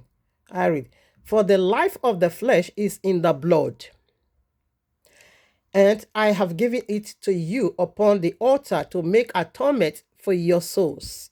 For it is the blood that maketh an atonement for their souls." So you see, these people, they are making atonement for fertilization. They will put blood on you because the blood, that is where the life lies. And life is going to be generated through that sexual intercourse. As soon as you give whatever you own unto the woman, and the woman also transmits to you sexual intercourse, therefore there will be planted seed. Now, Abiwa said, this blood that is being shed today on top of the altar, we see the altar of Dagon, and we are looking into the altar, the temple of Lupercalia or Lupercalius or Lupercaria, okay, but Lupercalia. What they also do there, it is to make atonement for the womb and for the penis, because it's all about reproductive organ to be fertile for children to be planted. Okay, now it said that's where life is. Indeed, as soon as they knock, life entered. So blood is life. Blood is life. Exodus chapter 12, you still remember? Read it. Where Abiwa was about to redeem his people, they kill goat and lamb, whatever, and they put the blood in the doorpost. It's a symbol. They put the blood in the doorpost up and to two sides, because atonement simply means to atone for you. Like I said, it is to cover you from destruction, cover you from shame and disgrace, cover you now. Prior to their owner is to cover you from infertility. It is to cover you from barrenness, okay? So that is what they are on, the nature of their own, okay? Now, that of Abiyawa, it is to cover you from destruction, give you life, okay? Exodus chapter 2, you see the blood applied there. When death indeed came, it passed over them. So that is what ours mean, which is life that passed over. But this sort of Lupercalia, it is all about childbirth, okay? They call it purification for women, in order for them to conceive, okay, and bring forth children. So Exodus 12, we read that already. So let's see. I'll be reading that. I quote that already. I'm not reading. Oh my Abba. I don't know what I'm going to be doing. Abba Yehovah, please come and authenticate my platform so that I will be reading normal Bible. That is the only way I will be escaping their madness. Because when I'm doing live video, I will not be using phone to read any longer. I'll be carrying my Bible. I have nice Bible. Because with this phone, with this, my hand, one hand is recording, use only the other hand. I can't use it to carry the big Bible. So that's why I'm using phone. Because this their nonsense effort is so irritating. It's disgusting, honestly. It's provoking my spirit. Now listen, I want to show you blood, what blood actually makes, okay? That is life. A life of a deity is going to enter people. Exodus chapter 19, verses 5 through 9. Now therefore, if ye we obey my voice indeed and keep my covenant, when ye shall be a peculiar, then ye shall be a peculiar treasure unto me above all people, for all the earth is my seat, and ye shall be unto me a kingdom of priests and an holy nation. These are the words which thou shalt speak unto the children of Israel. Okay, Moses, okay, brought the people the good news. Okay, Sevi. And Moshe came and called for the elders of the people and led before their faces all these words which Yahweh commanded him. 8. And all the people answered together and said, all that Yahweh hath spoken, we will do, And Moses returned the words of the people unto Yahweh. 9. And Yahweh said unto Moses, Lo, I come unto thee in a thick cloud, that the people may hear when I speak with thee and believe thee forever. And Moses told the words of the people unto Yahweh. So now let us go to 24. You see, covenant is about to be made, and agreement is needed, okay? To be one is needed. Okay, a deity is communicating with people, and the agreement needs to be consummated. He did not just capture them by force. No, he needs your consent. If Lupercalia capture you by force, he needs your consent. And assuming we're wiser than they, so you should have been digging into what is the meaning of this. What is the nature of this? I have to write letter from your Valentine. What is the meaning of that? Lover's Day. So is this only day I ought to show love? Why is the world coming together and celebrating this word called love? Why should everybody be celebrating it together? What is going on? This should be the question. This should have been the question. Your heart should have been raising. Your antenna should have been raised high, and your heart should have been pumping this very question on your brain 247. And by so doing, the truth will step in. Now, Exodus 24, verses 1. Should that be ready 1? I don't think so. 3 now. You can take it from verses 1 to 10. Now, listen, 3. And Moses came down, and Moses came and told the people all the words of Yahweh. Exodus chapter 24, verses 3. And Moses came and told the people all the words of Yahweh and all the judgments. And all the people answered with one voice and said, all the words which Yahweh had said, we will do. That is the second agreement. 4.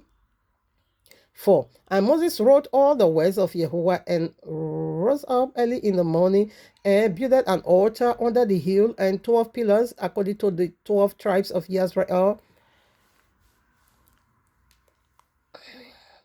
I'm doing this message Tuesday in the evening.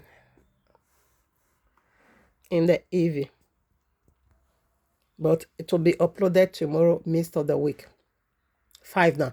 And he sent young men of the children of Israel, which offered burnt offerings and sacrificed peace offerings of oxen unto Yahweh. 6. And Moses took the half of the blood and put it in the basin, exactly what they are doing in Lupercalia, and half of the blood he sprinkled on the altar, exactly what the Lupercalia is also doing. And he took the book of the covenant and read it and read in the audience of the people, and they said, all that Yahweh had said, we would do and be obedient. The third time, 8 now. And Moses took the blood and sprinkled it on the people and said, behold, the blood of the covenant. What are you covenanting with? Who are you covenanting with? Whose blood are you under? Who is taking you through this eternal covenant of love? You can say, or you may say, well, I don't shed blood. I don't kill any animals. I don't go to no temple to celebrate. I'm just celebrating with my husband, my boyfriend, my families, my friends, and that's it. Let me tell you, what are we doing in this very part?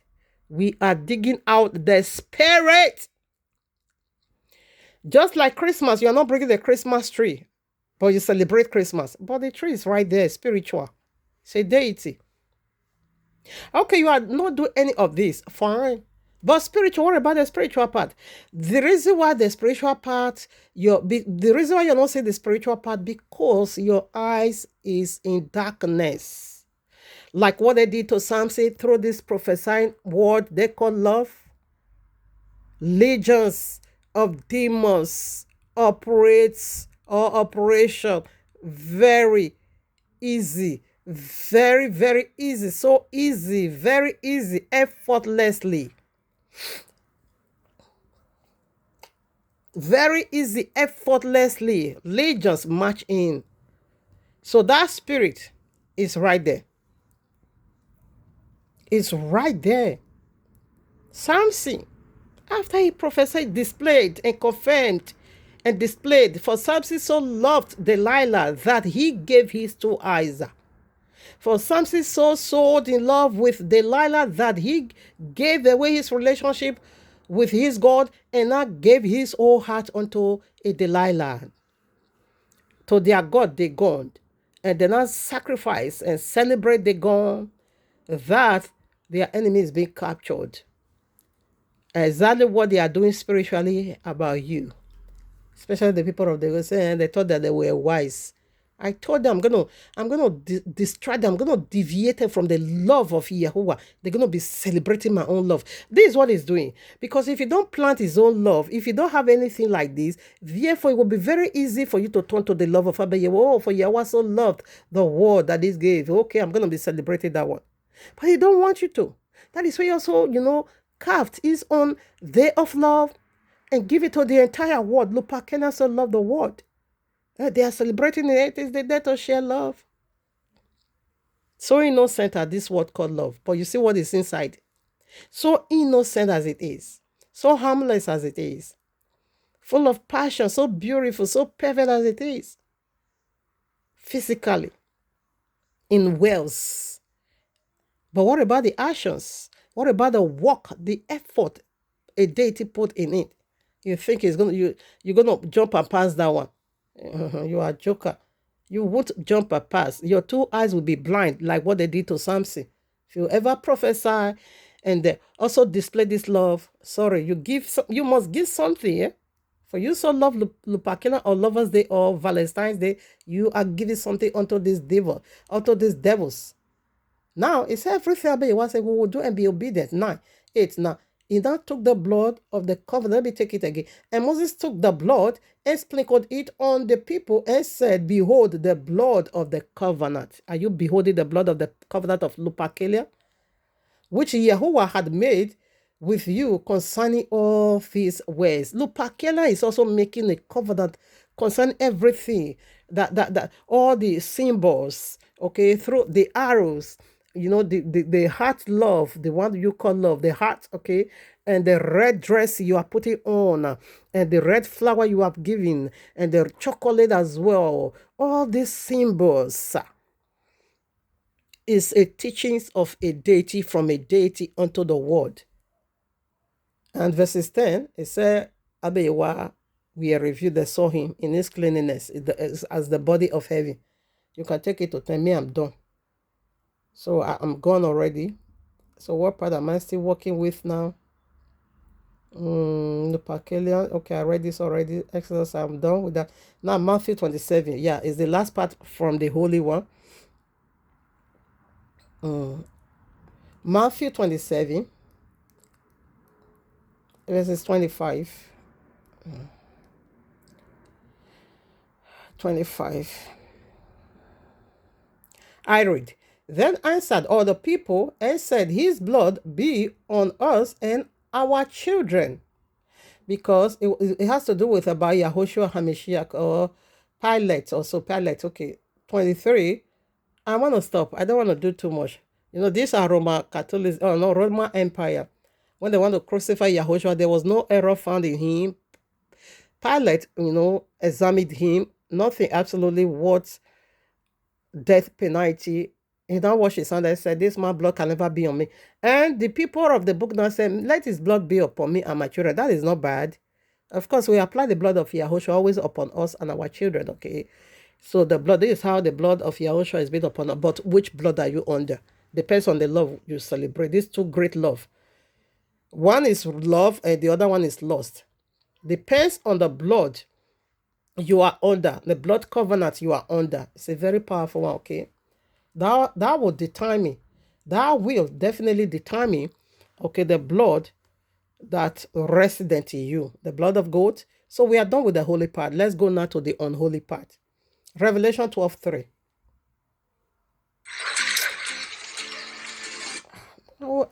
Let me just, I'm tired already, but this is so annoying. Honestly, it's really pissing me off. Some days, the way they are doing it, they will just overdo it as if they are the owner of my phone. They will just be grabbing my phone anyhow. I won't be able until they finish displaying their madness.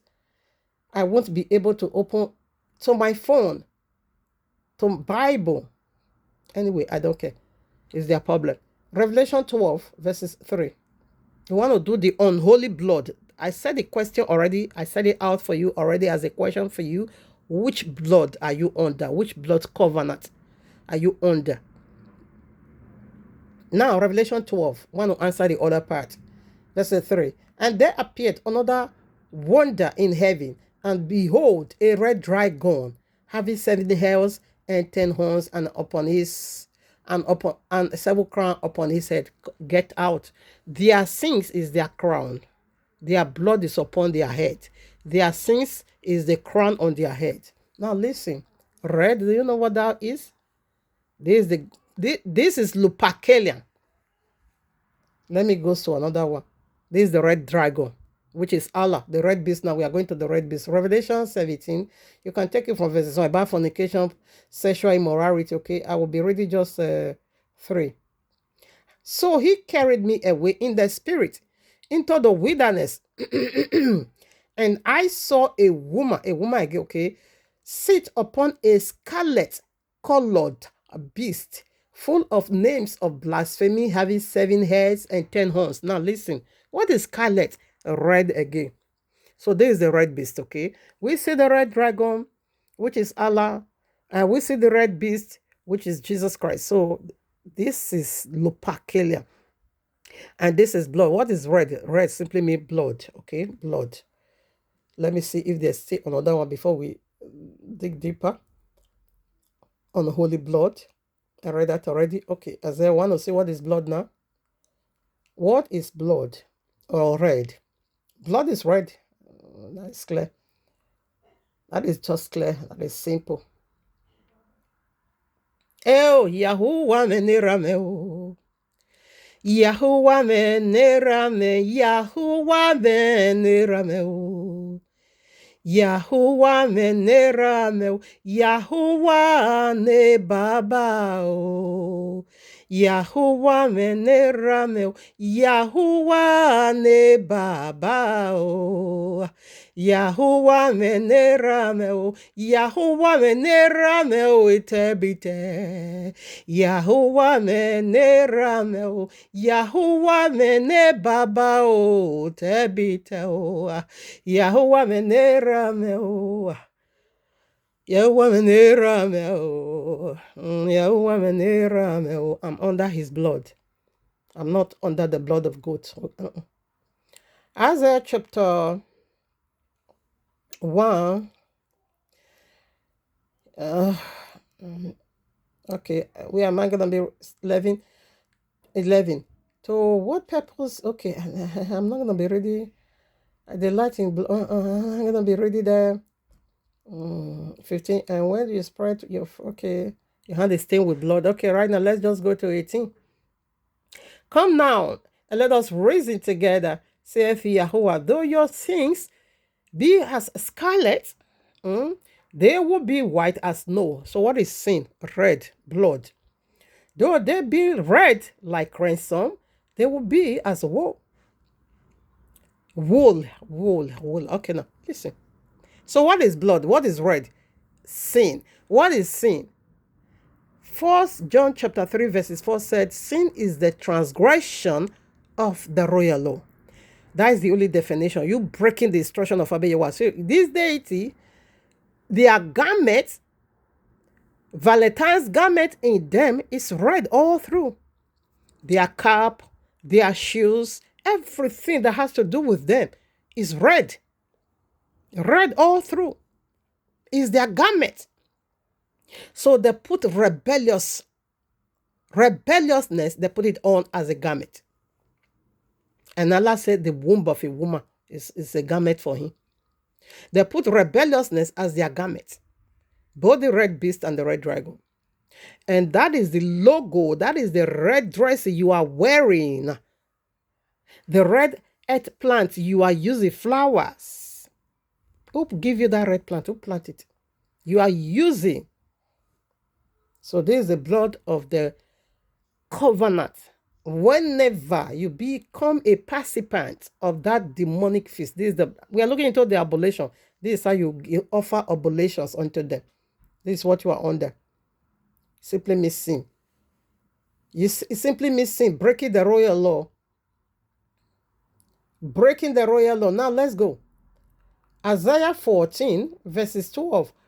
How art thou fallen from heaven, O Lucifer, son of the morning? How art thou cut down to the ground, which didst weaken the nations? The nations is weakening them. For thou hast said in thy heart, I will ascend into heaven. I will exalt my throne above the stars of Jehovah. I will also sit upon the mount. Mount here is a mount of the congregation in the side of the north. Now, mount here simply means Mount Sinai, where we just came from. Exodus chapter 15, Mount Sinai. Okay, it is a feast day. It is a day whereby Yahweh descended. That is the Mount Sinai. The congregation gathered together around him. He said, "This is how he's also going to be making his own." Yahweh went through the side of the east. He said, "I'm going to be doing mine in the side of the north." Okay, so it's a feast. When he said, let me take that again. For thou hast said in thy heart, the heart is the problem. The heart is revealed. I will ascend into heaven. You remember the symbol of the heart. I will exalt my throne above the stars of Yahuwah. I will sit also upon the mount of the congregation. He said, I'm going to be not just doing it in the spirit world, physically also, I'm also going to be doing it. Just as Yahweh did this over where we just came from. He came, Exodus 24, verses 10 said, he ate with them, from verses 1 to 10, he ate with them. They saw Yahuwah, okay. In this cleanliness, oh, my father said it was just heavy. So you will see that the throne of Abba Yahweh was Sapphira. They see everything. And he said, this bastard, Jesus and Allah also said they're going to be doing theirs in that manner. You see, the day, you celebrate Valentine's a few days ago. He entered you. He sat in your circle. And you are paying homage, oblation unto him. Sacrifices of oneness, of sota. And say we will be one unto eternity. I think I'm done. I will ascend, 14. I will ascend above the heights of the clouds. I will be like the Most High. Yahweh descend in Masana through the pillar of cloud. He is also, that was why he also stated his own over here in the cloud. What you don't know is forever bigger than you. So we are doing the unholy covenant in the temple because it's temple ritual, it's temple service. Get out. It's temple service, it's temple ritual, okay? So this feast is done in the temple, in the Dagon temple, and also Lupercalian temple, and they are still doing it, IVF, in vitro fertilization. The lab is also again their temple because this feast has to do with childbearing, bringing forth children anyhow. Is it not what they are doing in the lab? Science is doing over there through many drugs and all that. Fertilization. One woman will give birth to 10 children, 8 children, 6 children, 4, 3, 2, and all that. So that is Lupercalian. IVF is another Lupercalian, okay? Now we are going, because it's about childbirth, okay? You can't tell me otherwise. You can't just dispute this with me. It's deep. IVF is Lupercalian. It's the day of the wolf. Wolf is nursing children. I will display their picture now in the lab. It's a commandment of a deity. Galatians, this is the blood people is under, okay? And it's a curse. Remember what we just read, Zechariah chapter 5. Says a curse, verses 3. It's a curse that went throughout the whole earth. He said this very feast, verses 5 now. Zechariah 5:5. He said this very feast we are celebrating that went throughout the whole earth. He said it's everywhere. It's their resemblance. Is their resemblance. Lovers' Day is Lupercalian resemblance. Look alike, twin sister or twin brother. Anyone, whatever. So it's the feast of the woman, twin sister. Identical twins. Fraternal twins. Now listen. Galatians 3, verses 13. Messiah hath redeemed us from the curse of the law. The law have a curse, being made a curse for us. For it is written, cursed is everyone that hanged on the tree. What tree? The tree of the knowledge of good and evil. Everyone hanged there. And it's the covenant people is under. This is how you hanged on that wicked tree. That means curse. Is a curse. Is a curse. If you don't know, no. It's a curse, eh? Because they are stealing your knowledge, your idea, your understanding. They said, but this is going to be a curse that went throughout the entire world. Now, curse, what is, let's do Romans 6 now, 23. For the wages of sin is death. You see now, wages of sin, you breaking the royal law simply means death.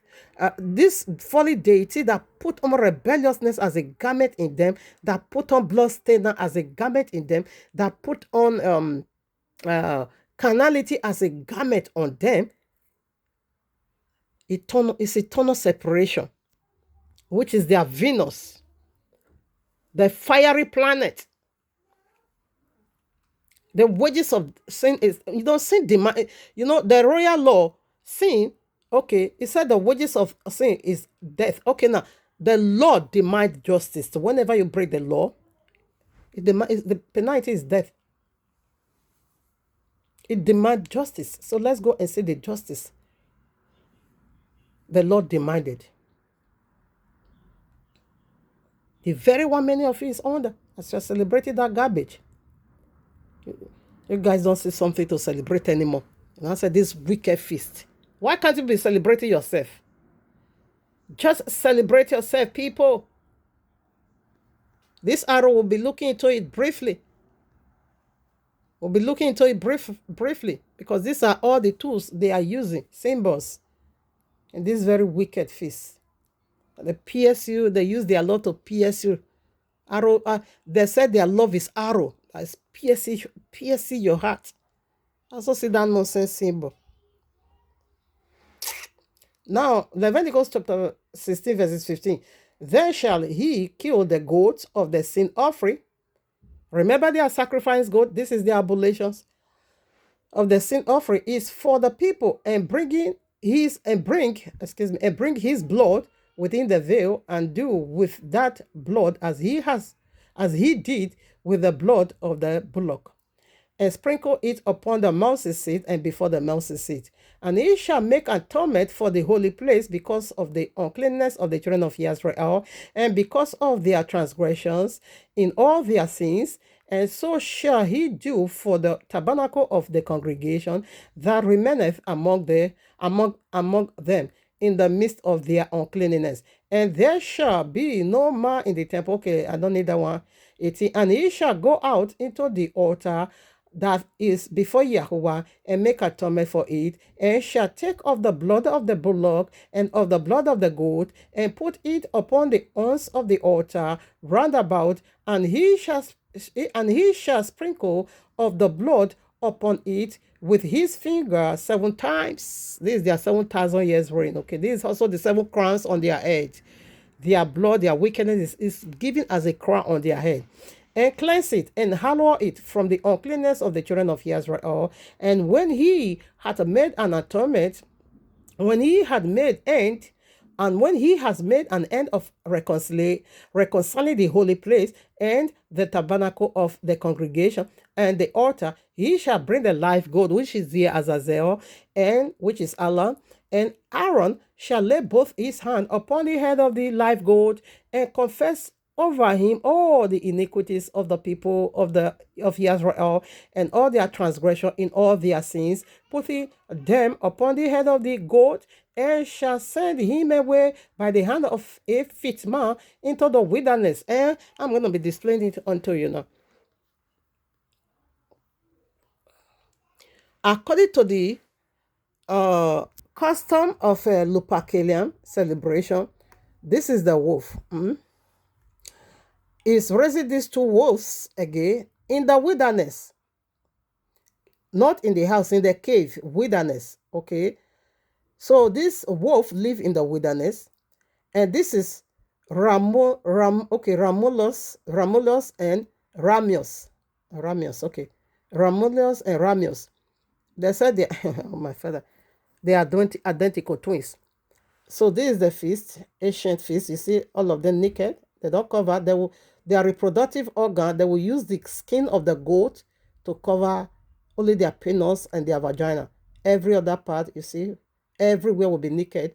Why the blood, they will be soaked with the blood of those animals. Why the arrow will be sent like a symbol, like of love, and they will be using the hind of the goat, that is the skin of the goat dipped in the blood. They will be using it to whip the women for fertilization, while the men will be punching each other fully soaked with the blood. Okay, I don't want to dwell too much on this. So this is the wolf in the wilderness. So this is Allah raising Jesus and Mahadina, the two messiahs in Revelation 30, for the final one, the seven heads to go. There are seven crowns and there are seven heads. So he's raising them now. They are in the wilderness. Revelation 17 also says, so in the wilderness, he took me to the wilderness. There and I saw the woman that sat upon the scarlet-colored beast full of names of blasphemy. Yes, that is Jesus. The beast. Revelation 30 have two beasts. The first one is Jesus, while the second one is Mahadin. These are they. Let me tell you, everything Abiyawan needs to be done has already been done. In like manner, these folly deities, they are making themselves like the monster. They don't have new thing at all. They are not inventing absolutely anything new. The only thing they are inventing is just name and a little rebranding. For you, when they are rebranding it, they are hiding it away from you for you not to easily cut them. So that's why they keep rebranding. They keep rebranding. They keep rebranding, renaming, and renaming. Okay? So that's what it is. So Jesus, Ramolius, and Ramos, this is Jesus and Mahadin. And the second Quran is a woman, is a mother. And it's nursing now. Both of them, how they're going to be changing the whole world to Allah. It's nursing them. This message is used because a lot of similitude in it is just so unbearable, so huge. It's a class of witness that if I don't even, control myself, I will be spreading into pathway, but I won't be doing that. I won't at all, because I want to talk about another thing on the Shabbat, another message. Where is it now? Where do I stop? Yes, look, Galatians, I read this already. Out of Apostle chapter 18, verses 4, it said, your blood be upon your own head. So the folly day is this, blood is sprinkled upon the altar, because, in this day of atonement, and the world also have similar, the day of the wolf, the day of atonement, the day of wolf. In the day of wolf, they will kill a lot of animals, goats and dogs to be precise, okay? In like manner, Yom Kippur, the same. But this service here in Yom Kippur, it is simply me judgment, it is a cause. Because there's no way the blood of goat can redeem us. And throughout the scripture never said our Messiah is a goat. No, it's a lamb, it's not a goat. So there is no lamb there, it's always goat. So one goat will die, and the blood will be on you, and the other goat will be sent into exile to carry your sin. Okay, that is ours. But they are on the, you see the goat that died, his blood is on you. You are under the blood of goat. We see goat people also. We have goat believer, we have dogs believer, we have a dragon believer, we have all of them here. I'm not going to be ready for the sake of time. Genesis chapter 4. It said, Acts of Apostle chapter 18. Okay, I think I will be doing that. This is just one chapter. Acts of Apostle chapter 18, verses 4.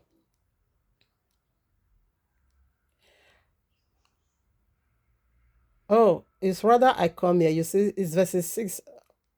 Okay, no, 4. It's 4. No, rather it's 6. You see, and I jotted just 4. It's good I come here. So it's not verses 4, it's verses 6.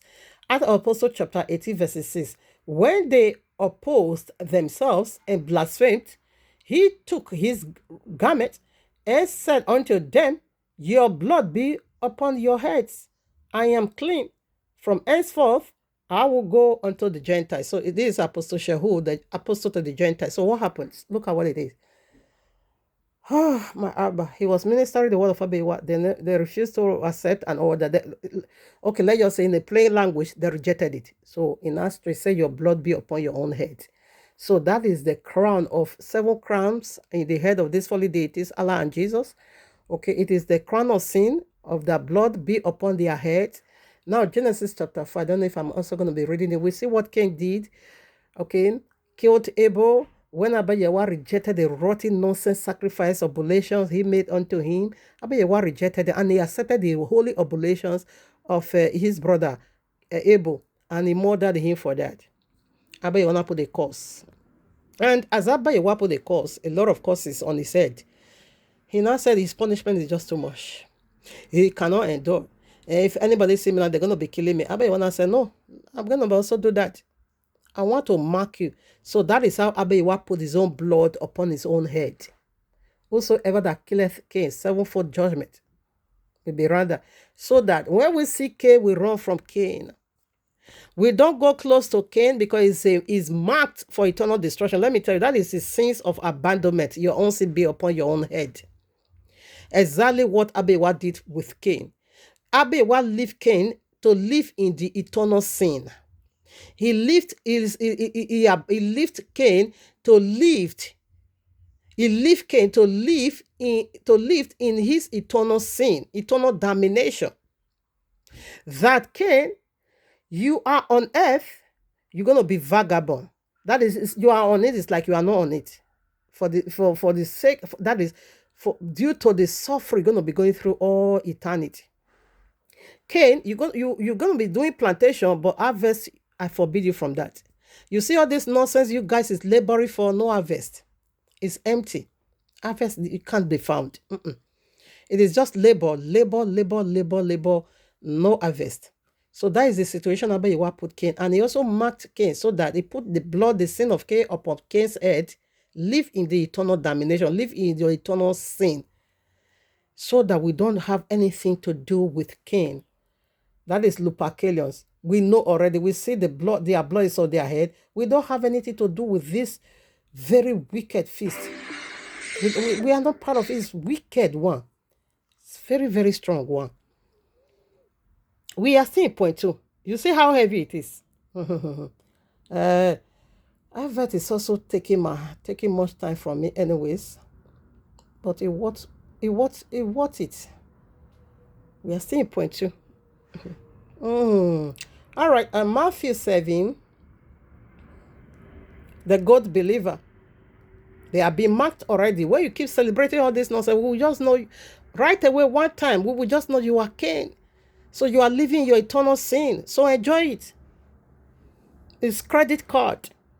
Purchase whatever you want to purchase with the money you borrowed. At the end of it all, you're going to pay dearly for it.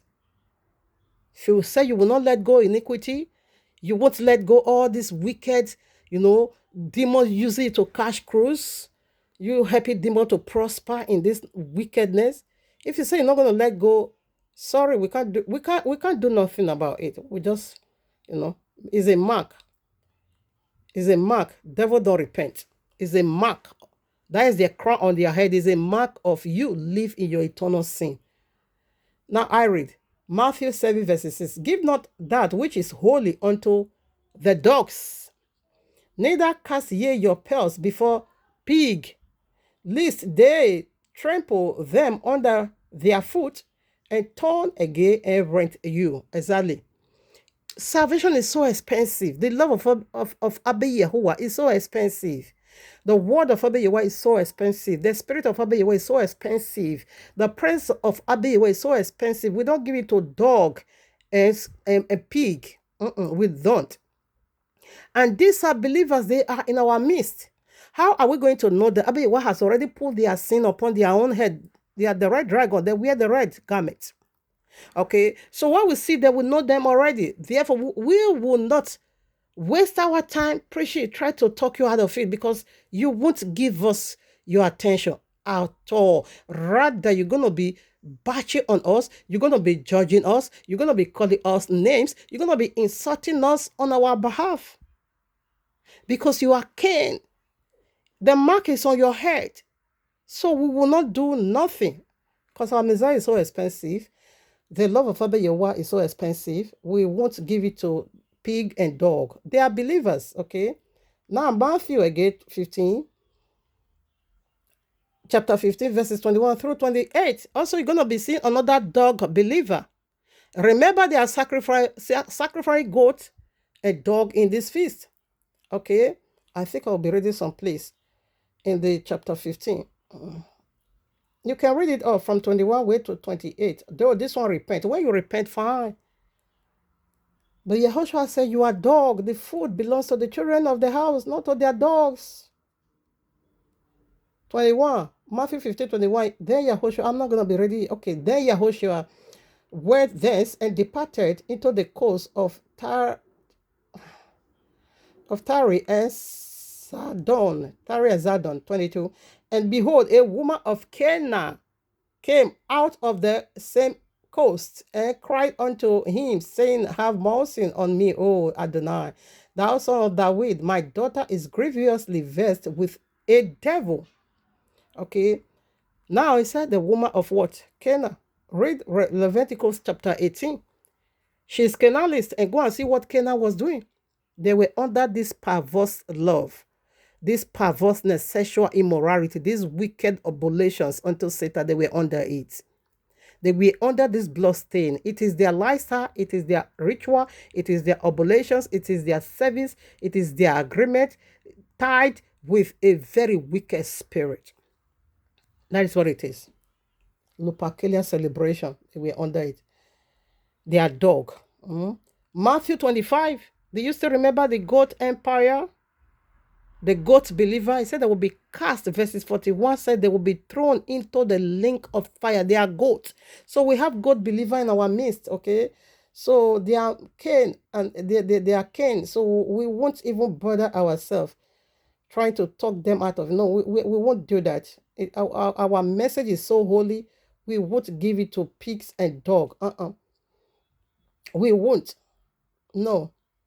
Now Leviticus, Genesis 3:15.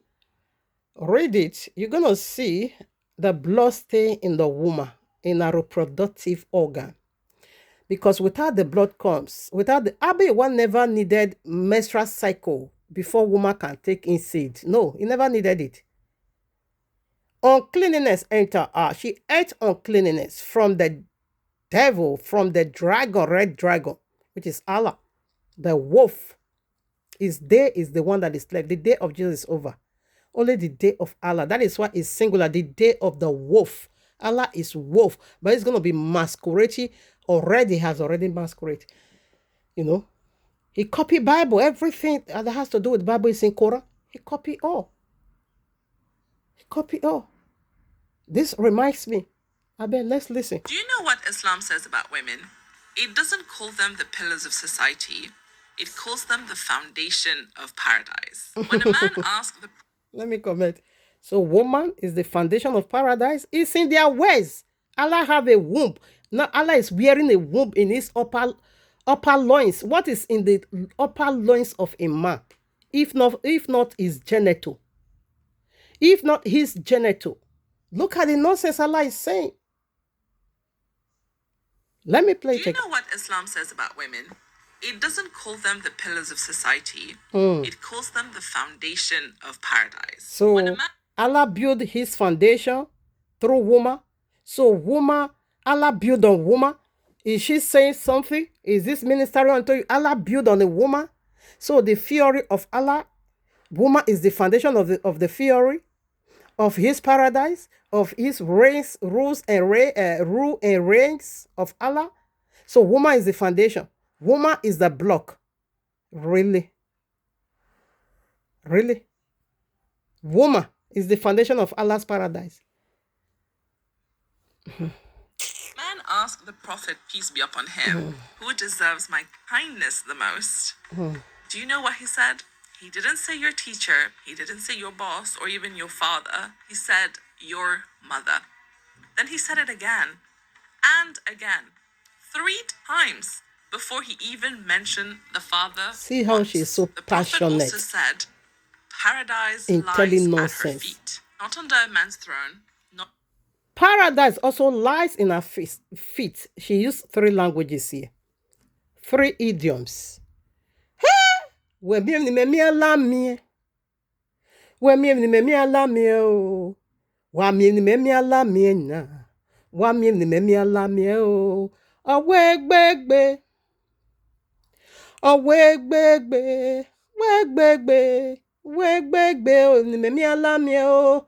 Awegbegbe ni memi alamie o. Awegbegbe o ni memi alamie o.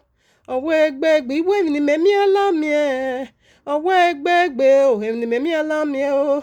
Awegbegbe ni memi alamie o. Awegbegbe iwe ni memi alamie.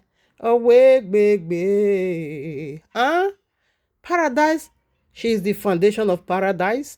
Paradise lies in her feet. You want to go to paradise, you must pass through her. not behind a scholar's mic. I want to play it again. Do you know what Islam says about women? It doesn't call them the pillars of society. It calls them the foundation of paradise. You want to When a enter man paradise? asked the Prophet, peace be upon him, who deserves my Pooh kindness and the pee be most? upon him. Do you know what he said? He didn't say your teacher, he didn't say your boss, or even your father. He said your mother. Then he said it again and again, 3 times before he even mentioned the father once. The Prophet also said, You are religion of Uber. paradise lies at her feet, not under a man's throne, not behind a scholar's mic, at the feet of a mother. So don't ever say Islam doesn't honor women. They It honor made women her because womb of what the they are gateway to getting from life, women. and her presence the gateway to heaven. Okay. She's the gate of life, and her presence, And the again, gateway to heaven. 3 times of a Hey! mother. So don't ever say Islam doesn't honor women. It made her womb the gateway to life, and Her her womb. presence the gateway to heaven. Oh, her presence is the gateway to heaven. Hell, this message is huge. I will return back. How am I going to be digesting all this? It's heavy, people. It's so heavy. Paradise, woman is the foundation of paradise. That is insult to Allah. It should have been insult. But it's not insult. They are saying the truth. They are just speaking the mind of Allah. And paradise lies in her feet. And her presence is the gate of paradise. Her womb is life. So Islam honor woman because of what they are getting. You know, people know how to use people. Allah is using women. You know, Allah get his kingdom through woman in Genesis 3. Woman gave birth, okay, to his seed. And that brings about double genealogies. When you read Genesis 4, you're going to see the genealogy of Allah over there, which is the book of death, the book of Lupercalian. All the instruction you are celebrating, it came from that book. Whatever you are celebrating today came from that book, okay? It's the book of death. Okay, you should have been wondering why should the royal law have 2 genealogies? Why? You see the holy one in Genesis 5, but the unholy in Genesis 4, which is Quran. Okay, paradise lies in our feet. Yes, you know, when they want to use it, some people, you know, they are users. They know how to use people when they want to use. Not that they really need you, not that they have any good intention for you, but because they have something, you know, the need in you for that, they will be playing some kind of gimmick in order for them to get what they want. Exactly what Allah is doing. Allah doesn't really respect women. Allah is here using women to cover up, to gain whatever he want to acquire or whatever he want to benefit in this present earth rulings. Okay. Yes, in the paradise of Allah, woman vagina is whatever the reward of Islam. We did that already. That is their ritual, okay, which was the point 3. That is why you need to listen to point 2. To part 1 is over there. It is woman vagina. Allah said the womb of a woman is his garment. A lot of nonsense idiom here. But I just quickly want to chip this in that the reason why they honor woman, they don't, their words is different from their actions. Muslim men disrespect woman. They don't honor woman. It is what they are getting from women. Okay, if they ever say they ever honor woman, exactly that is the only reason. Allah is saying that His own paradise foundation is built on woman. What they crumble. So that is why you see everything. He said to go to paradise now. It is woman's presence. To go to paradise, it lies in the feet of woman. And the foundation of paradise, what stand paradise? It is just a woman. People, is this not heavy? It's heavy for me. And I'm going very far. I have so much. The one that is still left is still huge. I will redo this message again. Or maybe I will just be doing this paradise lies in her feet.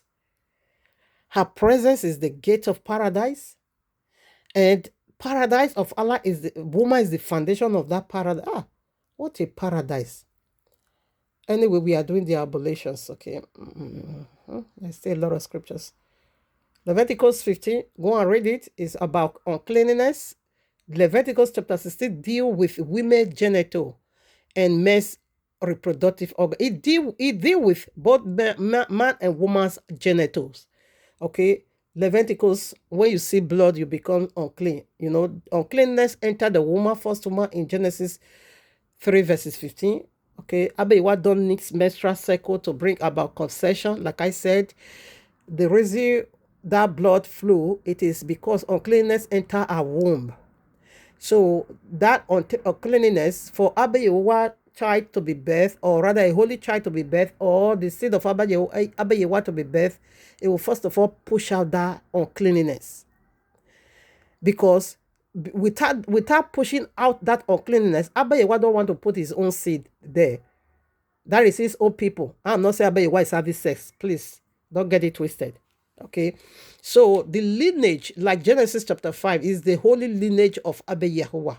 And Genesis chapter 1 simply means in the beginning, the gene of Abeyahuwah. Adam was the gene of Abeyahuwah. Yahushua is the gene of Abeyahuwah. I am the gene of Abeyahuwah. Okay, so for Abeyahuwah to plant me in my mother's womb, first of all, it will cause that blood flow. It's uncleanness. That is, so when you are seeing that blood, you become unclean. Okay, it's uncleanness. First of all, that it will push it out. After that blood is flushed away, stained, then Abeyahuwah will not plant his seed. The one that is going to carry his legacy here on earth, which I am. Okay, whose I am. Plant me there. Yes, today I'm doing his legacy. So that is why that it will first of all push out that blood. You don't want to plant a seed including that wickedness. And that blood, I don't want to say this. Let me just leave it. No problem. It is blood. That is, the womb is corrupt. And Allah said, okay, let's play that. Allah himself said, I will be reading I think I screenshot it. The Quranic verses or the reference. That the womb of the woman. Where is it now?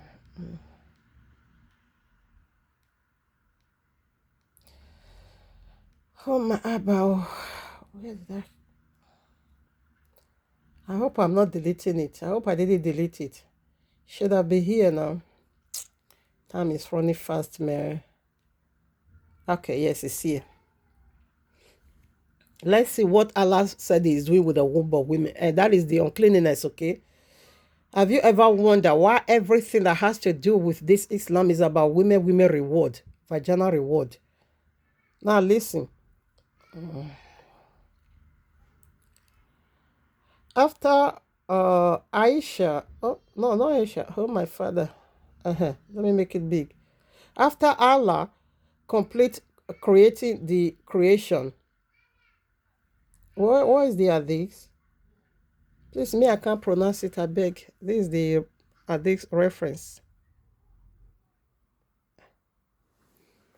Translated to English. I translated to English. After Allah complete creating the creation, the womb stood up and pulled at the lower garment of the most merciful. Now, when Allah finished creating the world, He said the womb just stood up and pulled direct to the lower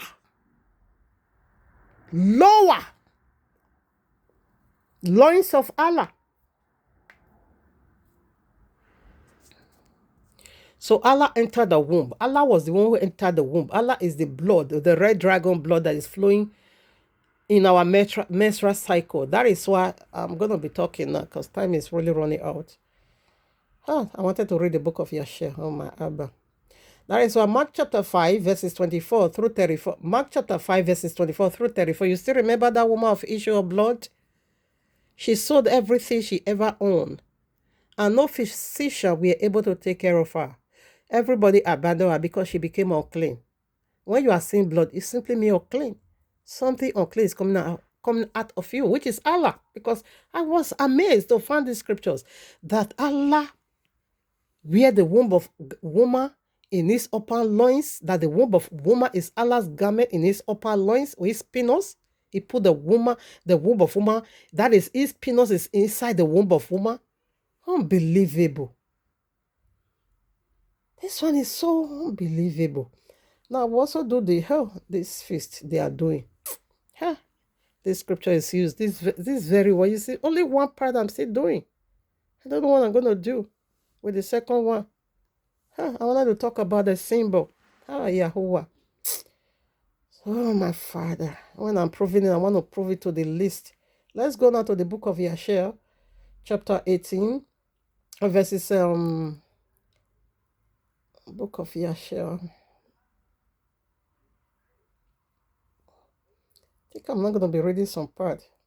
The book of Yashar, chapter 18, verses 11 through 15. Let's see, the feast is also here. In those days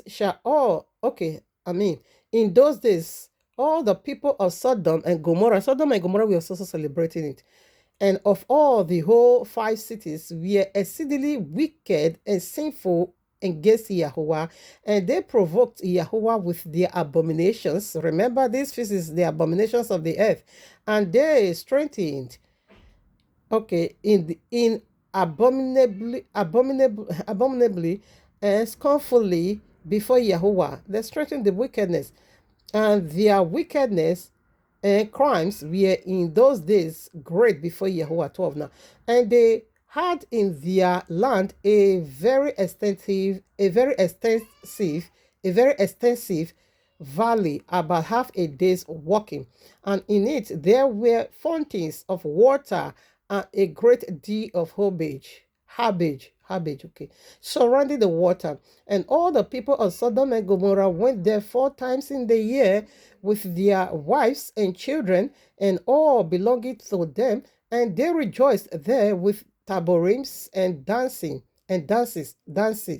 14. And in the time of rejoicing, they would all rise and lay hold of their neighbors' wives, and some the virgins, daughters of their neighbors, and they enjoyed them, and each man saw his wife and daughter in the hands of his neighbor, and did not say a word. 15. And they did so from morning till night, and they afterward returned home, each man to his house, and each woman to her tent, to their tent. So they always did 4 times in the year. Now this is the state Lupacalia. How do I know says perversion? You see what he just said? Sodom and Gomorrah was also doing it. They were a participant of this wickedness. So now virginity is taken away. In this Lupercalia feast, this is where virginity will be broken. Teenagers will lost their virginity on this filthy ground. Both the boys, teenagers, that they will write a letter and throw it into a bowl, into a bowl. So women will write, men will write, especially women will write, then the men will choose. Whosoever they choose will become their life partner until the next Lupercalia. So they're going to be knocking, and knocking. It is all about sex. It's everywhere. Hmm? It's just everywhere. Let's still do another one. It's my WhatsApp. Oh, my Abba, this message is heavy. And I wanted to postpone it to tomorrow. How can I do this one tomorrow? Oh, this one is the most heaviest. 44. Book of Yahweh, chapter 44, from verses, my father. This one needed to be read. 26 to 54. How many chapters? Almost 30. I don't think I'm going to be doing that, but it needed to be read. You will see all the practicing over there. It needed Joseph. The love, the heart, the persuasion. Oh, my father. Let me see what I can do. And the sacrifice of blood. They are all here. Okay, 26. The book of Yashar, chapter 24, verses 26. And when she could not prevail over him to persuade him, and her soul being still fixed upon him, her desire, remember the string of the arrows is a desire. We'll return back there. So I want to talk about everything is here. This arrow. And the one that is throwing is called Kopara. And that Kopara or Kopad. Anyone's, okay, of it. So this one is called Kopar. What is the meaning of that Kopad? Passionate desire. Passionate. So this passionate desire hold arrows in his hand. He will shoot it in your heart for love. And what is that? Unbridled sexual lust. You count yourself unworthy of a bride. So now you not go for the lust, not love. Let's do Zelekiah. You will see this in Genesis 39. Okay, you will see this in Genesis 39. Zelekiah 27. She now became sick. Okay, let me read that. Her desire threw her into a grievous sickness. Desire for Joseph 27. And all the women of Egypt came to visit her, and they said unto her, why art thou in this declining state? Thou that lackest nothing, surely thy husband is a great and esteemed prince in the sight of the king. Shouldest thou lack anything of what thy heart desireth? He wants Joseph. And Zedekiah 28. And Zedekiah answered them, saying, this day it shall be made known to you whence this disorder springs in, which you see me. And she commanded her maid servants to prepare food for all the women, and she made a banquet feast for them. And all the women ate in the house of Zedekiah. 29. And she gave them knives to peel the citrons to eat them, and she commanded that they should dress Joseph in costly garments, and that he should appear before them. And Joseph came before them. Now they want Joseph to come and entertain, like Samson entertained Dagon when they were also doing this Lupercalia feast. She also wanted Joseph to come to entertain them, okay, to motivate them, to join them to celebrate the banquet, the feast. And Joseph came before their eyes. Okay, let me take it. Okay, Joseph in costly garments, and that he should appear before them. And Joseph came before their eyes, and all the women looked on Joseph and could not take their eyes from him, off him, and their eyes from off him, and they all caught their hands with the knives that they had in their hands, and all the citrons that were in their hands were filled with blood. Lupercalia. These women were filled with blood, their garments, their oranges, what they call limes, everything, because of one desire. So what did they saw? They were seeing vision about who is Joseph, a holy one. The very one that carried the gene of Abba Yahuwah. They were seeing visions anyways about who? Very Joseph. The very one Potiphar's wife said they want to corrupt through sex. Lupakelia.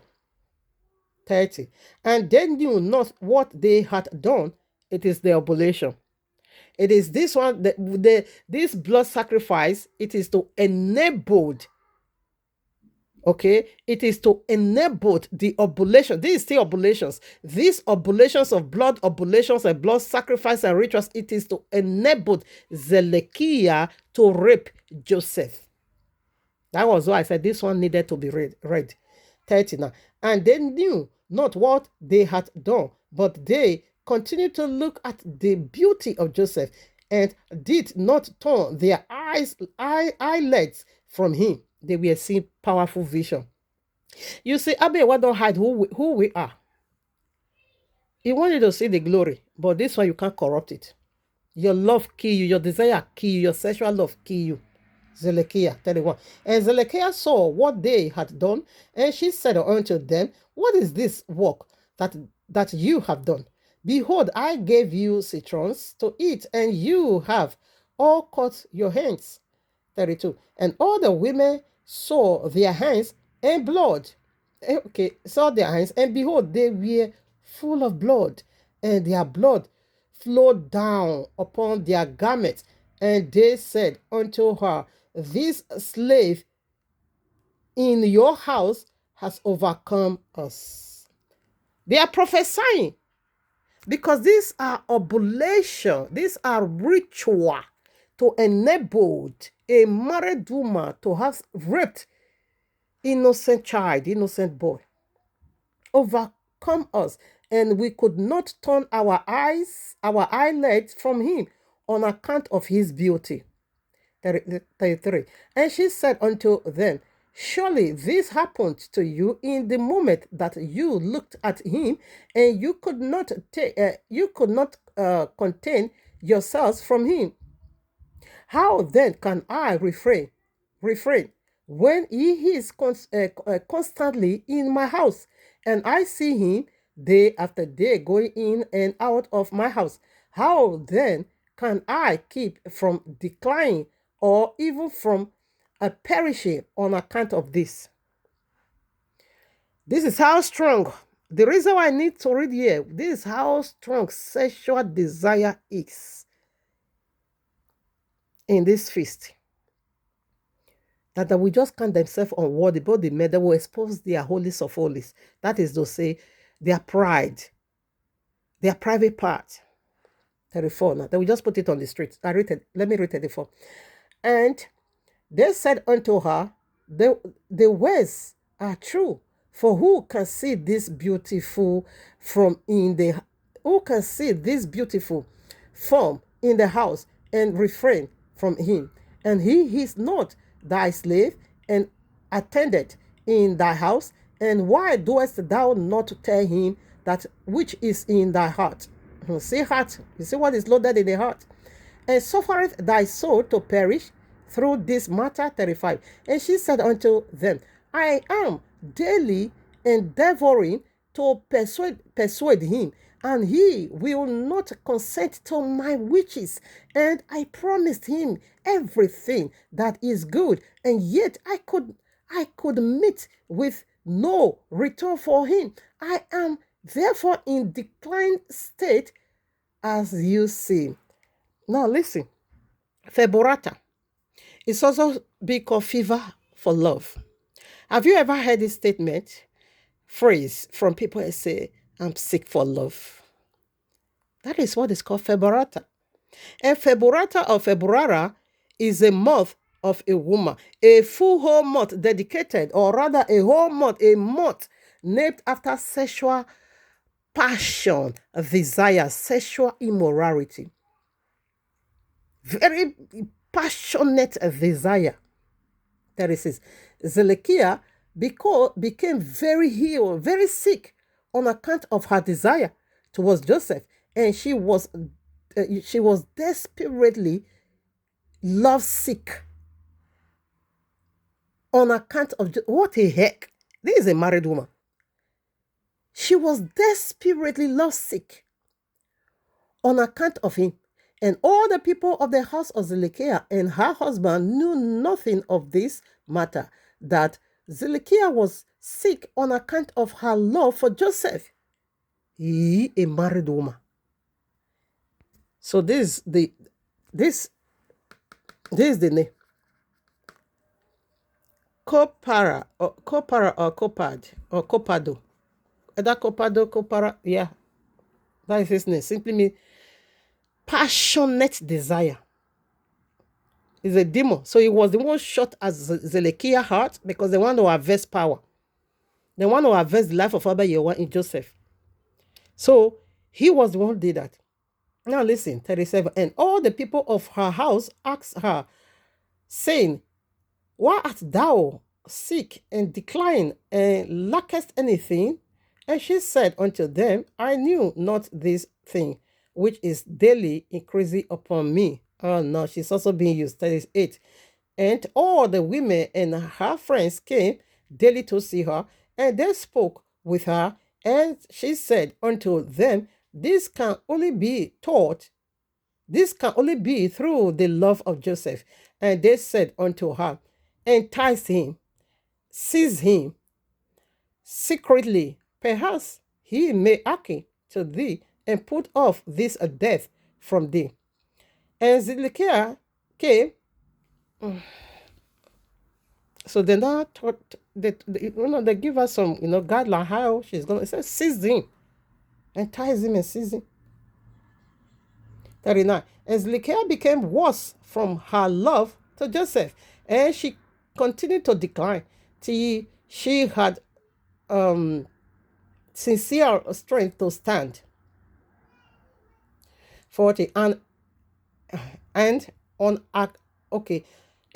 a certain day, Joseph was doing his master's work in the house, and Zedekiah came secretly and fell suddenly upon him. And Joseph rose up against her, and he was more powerful than she, and she brought her down to the ground. Are you mad? You want to rape him? 41. And Zedekiah wept on account of the desire of her heart towards him. And she supplicated him with weeping, and her tears flowed down her cheeks. And she spoke unto him in a voice of supplication and in the bitterness of soul, saying, hast thou ever heard, see, or know of so beautiful a woman as they said history said this woman, she's like angel, she's so pretty, so better than myself, who speak daily unto thee, fell into decline through love for thee, emotional attached for thee, confer all this honor upon thee, and still thou wilt not hearken to my voice.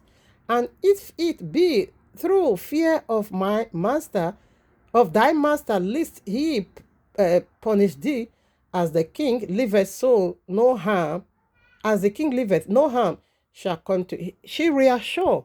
I said, don't worry about my husband. No harm shall come to thee from thy master through this thing now. Through this thing now. Okay, where is it?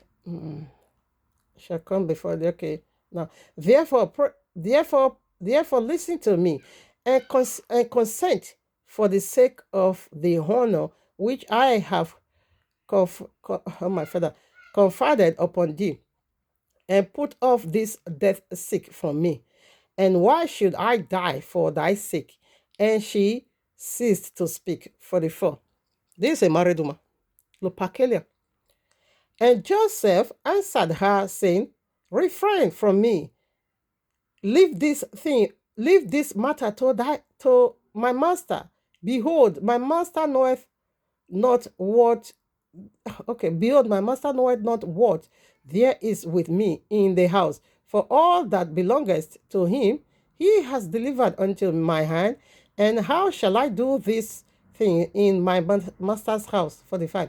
For He hath also greatly honored me in his house, and hath also made me overseer over his house, and he hath exalted me, and there is no one greater in this house than than I, than I, than I am, than I am. And my master hath refrained nothing from me excepting thee, who art his wife. How then canst thou speak these words unto me? And how can I do this great evil in sin, a great evil in sin to Yahweh, to thy husband? For this is now, therefore, refrain from me, and speak no more such words as this. For I will not hearken to thy words. But Zechariah would not hearken to Joseph when he spoke these words unto her, but she daily enticed him to listen to her. Now, which day the final rapist wanted to take place? It was the day, because Babylon also, hey, this message is huge. Babylon, Egypt also celebrate Lupercalia. That was the day they wanted to rape after the oblation sacrifice 47. And it was after this that the brook of Egypt was filled above all its sides. And all the inhabitants of Egypt went forth, and also the king and princes went forth with tabourets and dance, for it was a great rejoicing in Egypt, and a holiday at the time of the inundation, whatever, of the sea shore. That is a wave of the sea or whatever. See, so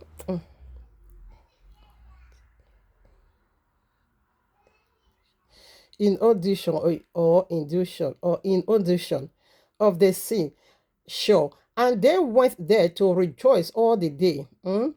Look at when the wickedness wanted to carry out. It was the day they normally celebrate this feast, Lupercalia, for the 8th. And when the Egyptians went out to the river to rejoice as was their custom, all the people of the house of Potiphar went with them, but Zedekiah would not go with them.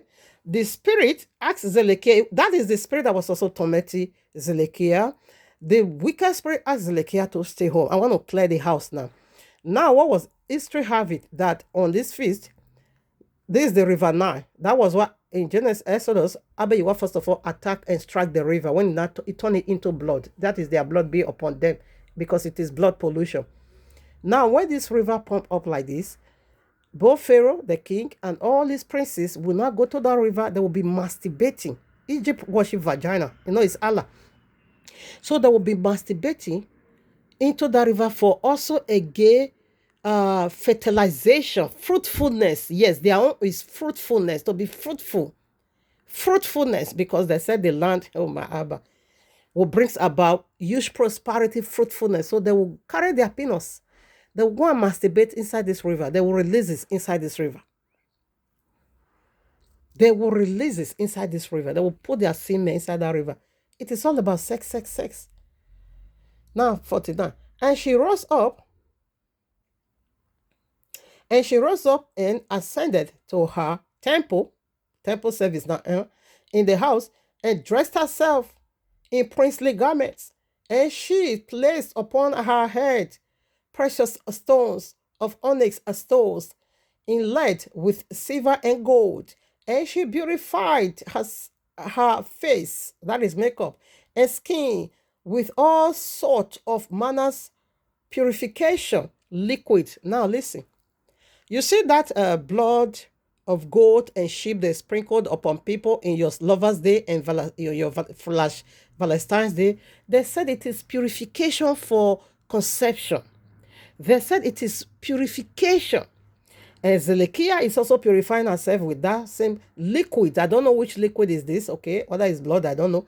And she perfumed the temple and the house with cassia and frankincense, and she spread myrrh and onyx And she afterward sat in the entrance of the temple, in the passage of the house, through which Joseph passed to do his work. And behold, Joseph came from the field and entered the house to do his master's work. 50. And he came to the place through which he had to pass, and he saw all the work of Zedekiah, and he turned back. 51. And Zedekiah saw Joseph turning back from her. She called out to him, saying, What aileth thee, Joseph? Come to thy work, and behold, I will make a room for thee until thou shalt have passed to thy seat. 52. And Joseph returned and came to the house and passed from thence to the place of his seat, and he sat down to do his master's work as usual. And behold, Zedekiah came to him and stood before him in priestly garment, and sent from her clothes was spread to a distance. Seduction. 53. And she hastened and caught hold of Joseph and his garments, and she said unto him, As the king liveth, if thou oh my Abba, this message is huge. Like I said, we are still on point 1, on point 2, or about 4. Only talking. But I want to read this. Okay. And she said unto him, As the king liveth, if thou wilt not perform my request, thou shalt die this day. And she hastened and stretched forth her hands, and stretched forth her other hand, and drew a sword. This is it. From beneath her garment, and she placed it upon Joseph's neck. And she said, Rise and perform my request, and if not, thou diest this day. 54. And Joseph was afraid of her at her doing this thing, and he rose up to flee from her, and she seized the front of his garment, and in the terror of his flight, the garment which Zedekiah seized was torn, and Joseph left the garment in the hand of Zedekiah and fled and got out, for he was in fear. I'll be stopping over there. So with the Zedekiah, the Joseph you keep hearing Christians talking about, he fled away, flee from fornication. Which day? It was on this feast. The day Babylon and Egypt celebrated their own. So that was the forces of darkness that endorsed Zedekiah, empowered her. That was the blood shield, empowered her to descend on Joseph. But somehow, of course, the life of Abiwa can never be harvested, which is their ritual. Joseph still conquered. So it was the feast of Lupercalia. This wickedness wanted to take place. I think I'm only going to be talking now. I read this already. Arabos, I read this already. This, 44. Okay, Genesis, you can see the reference, Genesis 39, verses 11 through 13. He left the cloth. He left it there. Now, what happened? When he left his garment, which means Joseph became naked. And Genesis chapter 1, verses 1 through 10, verses 7, when the serpent deceived the man and the woman after they have had sexual intercourse, they became naked. And on this, okay, I will read there. On this feast, you must be naked. It is simply the feast of nakedness, celebrating it in nakedness. They did that to Joseph, but yet Joseph never succumbed, because Joseph always his sin. Now, Genesis 3, verses 7.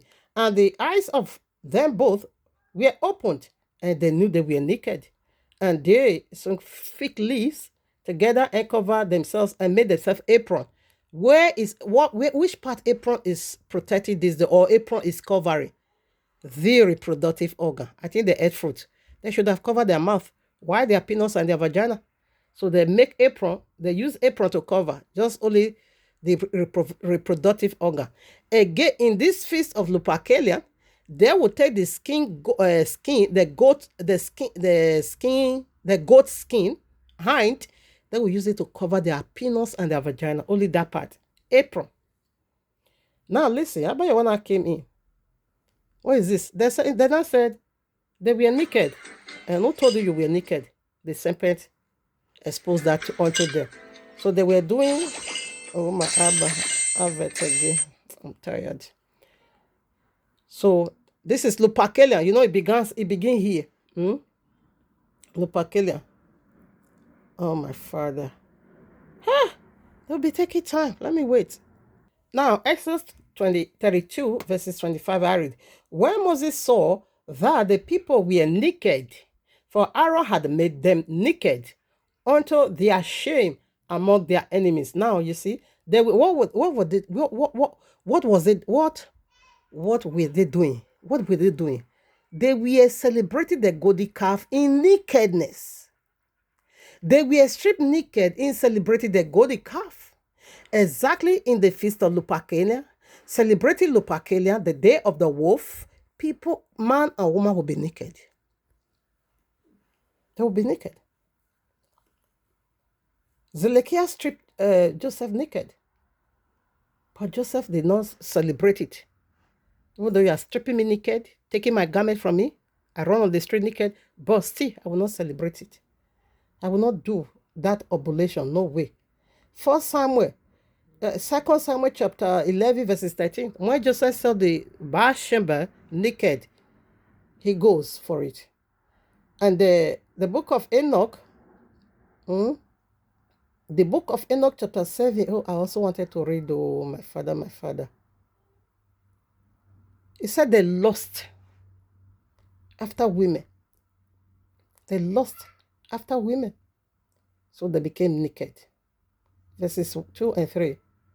These fallen angels lust after women. And that is the lust you are celebrating today, people. Not love, You are celebrating lust. What was the other one? Okay, so let's present that to 4. This 4, I'm only going to be talking. The heart symbol. A heart symbol. So let's go to the heart. Okay, I have it here. So the heart symbol, I don't think I'm going to be reading all this one. I will just put it like that. I've already once done this. So what is in the heart? Mark chapter 2, 12, verses 13. Abba was said, love me with everything in you, all your hearts. Okay, all your hearts. What is in your heart? What did Abba put in there? Matthew 12, 34 through 35. I need to do this. I read Matthew chapter 12, 34 now. O generations of vipers, how can ye, being evil, speak good things? Out of the abundance of the heart, the mouth speaks. A good man out of the good treasure of the heart bring forth good things. And an evil man out of the evil treasure in his heart bring forth evil things. So the heart is where the whole thing lies. That's where it is. The heart, it carries your strong passion, your desire. Everything you desire is in your heart. And we see that demon that is shutting people's heart for sexual lust. Okay, I will be reading this one also. So we see already, say out of the heart, if you have good things there, that is, what is the good things? Abayiwa is only Abayiwa is good, which is his word, the light. If it occupies your heart, of course, yes, it's going to be like what I'm bringing out now. This is what is in my heart. And this is what I burn in passion for. I burn in passion for this. I'm so passionate about this. Okay. So the point 4 is the symbol. Okay. Heart. Now listen. Proverbs 4, verses 23. Keep thy heart with all diligence, for out of it are the issues of life. He said life is in the heart. And this demon said is shutting your heart for sexual lust. That is not love. It is lust. It's shooting your heart for iniquity. The issue of death is going to be also in you. Be also in your heart. From your heart is going to proceed. That is, instead of good things to resident in your heart, in order for your life to be bringing forth that good fruit of Abba Yehovah, this demon will shut your heart. It will attack your heart. Therefore, your heart is going to be pumping nonsense of iniquity. So, issue of life is no more coming from there. It is not issue of death. All right, since I'm here already, let me just read it. Psalms chapter 190, verses 11. Thy word have I hid in my heart, that I might not sin against you. But this demon is going to be, you see what they were searching for Joseph's heart. They were digging into Joseph's heart, but Joseph refused to reveal the secret of his heart. He said, come on now, I'm not giving it unto you. You can't harvest this one. Though you harvest that of mighty man of Yehovah, Samson, but my own you can't. No, you can't. You see, harvest. Harvest is also contributing in this delay of mine. Get out. I think I'm only going to be talking. So we are looking into what is in your heart. Genesis, rather, I've once done this anyways. What is it? Jeremiah 31, verses 31 through 33. Abba Yehovah said, I'm going to be writing my law in your heart, no more on the tablet of stone. Look, Pakelian defy the very first one written in the tablet. So now it is the tablet of your heart, no more the stone, but now your heart. But Lupakena is still shooting arrow of lust.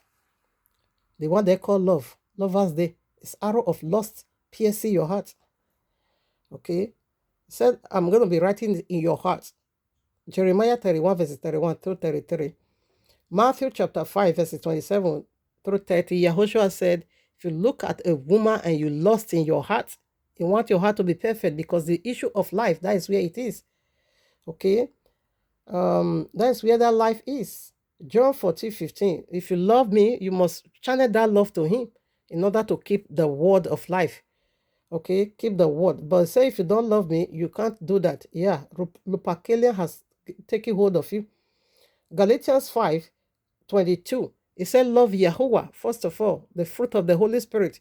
Loving him in your heart, that is how you keep the word of Abba, which is life. Okay, now Philippians chapter 4, verses 4 through 9 said, meditate on these very good things. Let all these things be meditated. That is, put something positive, something that have good report, something that is going to lead you into eternal peace and eternal reign with King Yahushua HaMashiach. That is the thing you should be occupying your heart with. Those are the things that should be, woofering all over your heart. That is the thing you should have bank in your heart. That is the treasure that should be in your heart. Not look Pakelia. Don't let that short arrow in your heart. So we are done with the heart symbol. So I want to show the picture. Have I done? Yes, we are done with that. So let me show you the symbol. The symbol of heart. The one they gave to you now. But I will show you the full heart. Abba what gave unto you, created for you. I'm going to be showing you that one, the picture. But the one the Lupakela gave unto you, the very one you are displaying, I think is very good. We are here now. Seeing that one, the very one you are displaying, you see? Is this really the normal heart? Is this how our heart chamber is? Of course not. But it's a symbol of heart. You cross your two fingers, you made the sign of this, then you said that is heart. My heart, pant for you. Is this really the heart Abba Yehovah gave unto us? What happened to the heart Abba Yehovah gave unto us? You see, this is the symbol of heart for your Valentine. So what happened to the very one Abba Yehovah gave unto us? So these are the one they gave unto you. But we want to see, you see this one now, you see the arrow pierce the heart. This is the heart they gave unto you now. So let's go back to that one. I think that one is the most biggest here. Where is it? Is this how your heart look like? Please Google and see the condition and the situation of your heart. And know what has already been removed from by Lupakelia. Because the heart Abba Yehovah gave unto you from wells, the issue of life spring. Okay, I want to show you that one. the functioning and the function, the body of your heart chambers. Okay, I want to show it onto you. Where's the picture now? Oh, I'm running out of time. So this is the one Abeyewa gave unto you. How does this now look like? This one you are celebrating. This is the one they gave unto you. Lupercalia gave unto you the day of wolf. Okay, Abeyewa gave you the day to atone for your soul, to cover you, to keep off for you, to cover you from destruction, from your nakedness. But the day of wolf said, this is the day I'm going to tear you all into pieces. He gathered all of you together already, and you are celebrating his judgment. This is his judgment, and this is his wrath. The day is going to tear every one of you into pieces. That sokoto, that nonsense, that is under his blood, the blood of goat. He said, this day I'm going to finish all of you. This is the heart he gave unto you now. What happened to all the 4 chambers? Removed. Let me read all your heart functioning system. Your heart have 4 chambers. Left atrium, left ventricle, left oh my father, whatever. I'm tired already. Oxygen poor blood, oxygen rich blood. So which one could be taking this is the one taking out the carbon dioxide, the poor blood that is not needed in you. Pull it out, remove it, while the other one is pumping in life. Now, right atrium, right atrium, right ventricle. Those are the one to carry the heart chambers. Okay, so those are the one to carry the bad oxygen, and the other one will be ushering in the good oxygen. Okay, take out a cell carbon dioxide, the other one will bring that. This is the functioning system, your most precious organ, your most powerful organ. You see all the 4 chambers removed, absolutely stripped naked. Now left only where the blood stays. The functioning is gone. All the atrium and ventricle pulled out by Lupercalia. He removed it. He deleted it. Because for you to get this, you must remove all the 4 chambers utterly, all the functioning system done away with by Lupercalia, which is Allah. And then I left this empty one for you. No function, nothing. A dead heart. Now, see, they said that heart, they love use arrow to pierce your heart. If arrow cannot pierce somebody's heart, it's pain. That is not love. That is pains. That is sorrow. Because the heart is so tender. It doesn't need anything harsh at all. Okay. Now, the other one about the heart, I don't think I'm going to be reading this. He said he's going to be executing the will of his heart. Jubilees chapter 9. A deity brag in his heart also. Isaiah 14 verses 12 through 15. He said in his heart, I will make myself like the Most High. So he has already destroyed his heart. And this is what he's having. And now also give you this kind of heart. That is the symbol. Spiritually, that is what you are carrying up. All the functioning system spiritually that should have been holding the word of Abeyewa, holding the love of Abeyewa, holding heaven, holding eternal peace. Allah destroyed them all. And Jesus Christ, they remove it from your heart. Because they have already destroyed their own. Now, the book of Jubilees, chapter 10, verses 1 through 9. It said, this is the will of my heart. Let me see if I will be able to read it. I think I don't. I'm really tired, honestly. So if you have it, the book of Jubilees, chapter 10, take it from verses 1 through 9. So I will be reading just 8 and 9 for the sake of time. I quickly want to rush the one left now. So I'm reading now verses 8. And the chief of the priest, mastermind, is Allah again, okay?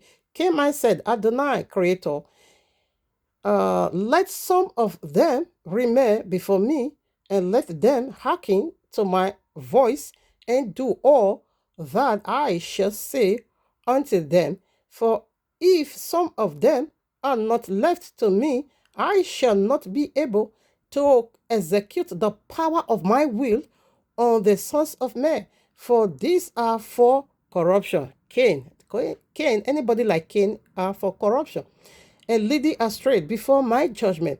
For great is the wickedness of the sons of men. And he said, let the tenth part descend. Okay, now you see the power of his will. This is his commandment. This is what he have in his heart. And he said he wants you to carry out.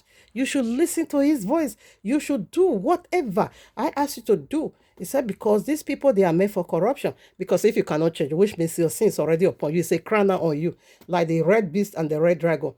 That is their crown. Revelation 12:3, Revelation 17, or rather Revelation 13, verses 1 also. Is the crown on their head. So where's the other one? Jeremiah 17. I will be reading this one, honestly. All right, Revelation chapter 17, verses 9. The heart is deceitful above all things and desperately wicked. Who can know it? He said the heart of man is so deceitful. What is making it to be? Who is deceiving your heart? It is where we just read. He has already destroyed his own heart, removing all the functioning system, leaving it naked in this manner, and nothing of life in it any longer. Therefore, what he put in his own heart is also put. That is the arrow that they are using to pierce your heart. Is wickedness, desperately wicked. That's what we are celebrating. These are all the idioms surrounding your feast, okay? These are all the idioms, okay? Proverbs 8:35 through 36. Abayewa said, if you love me, you love life. If you hate me, you love death. That's it. These are death. You give your heart to all this nonsense. Now we want to do the garment of skin. They will use the skin goat to cover their reproductive organ. I'm not going to be reading any of this. I only to talk. I have 4 minutes to live here. Genesis 25, verses 23 through 25. 2 nations, Esau and Jacob. And it said Jacob was hairy garment. His garment was the garment of animals people, animals kingdom. In the book of Yashar, chapter 27, verses 10 and 11, this one is short, but I'm not going to be reading it. The garment of Papa Adam and Mama Kawa, Nimrod stole it. Rather, Kosh stole it, the sons of Ham. From then, the giant came back, okay? They stole it. They stole that garment. So now they stole that garment and give it, Ham stole it, he gave it to Kosh. Kosh gave it to Nimrod. Nimrod, we are the one said whenever Nimrod put that garment, it will be so mighty, powerful, nobody will be able to stand on his way.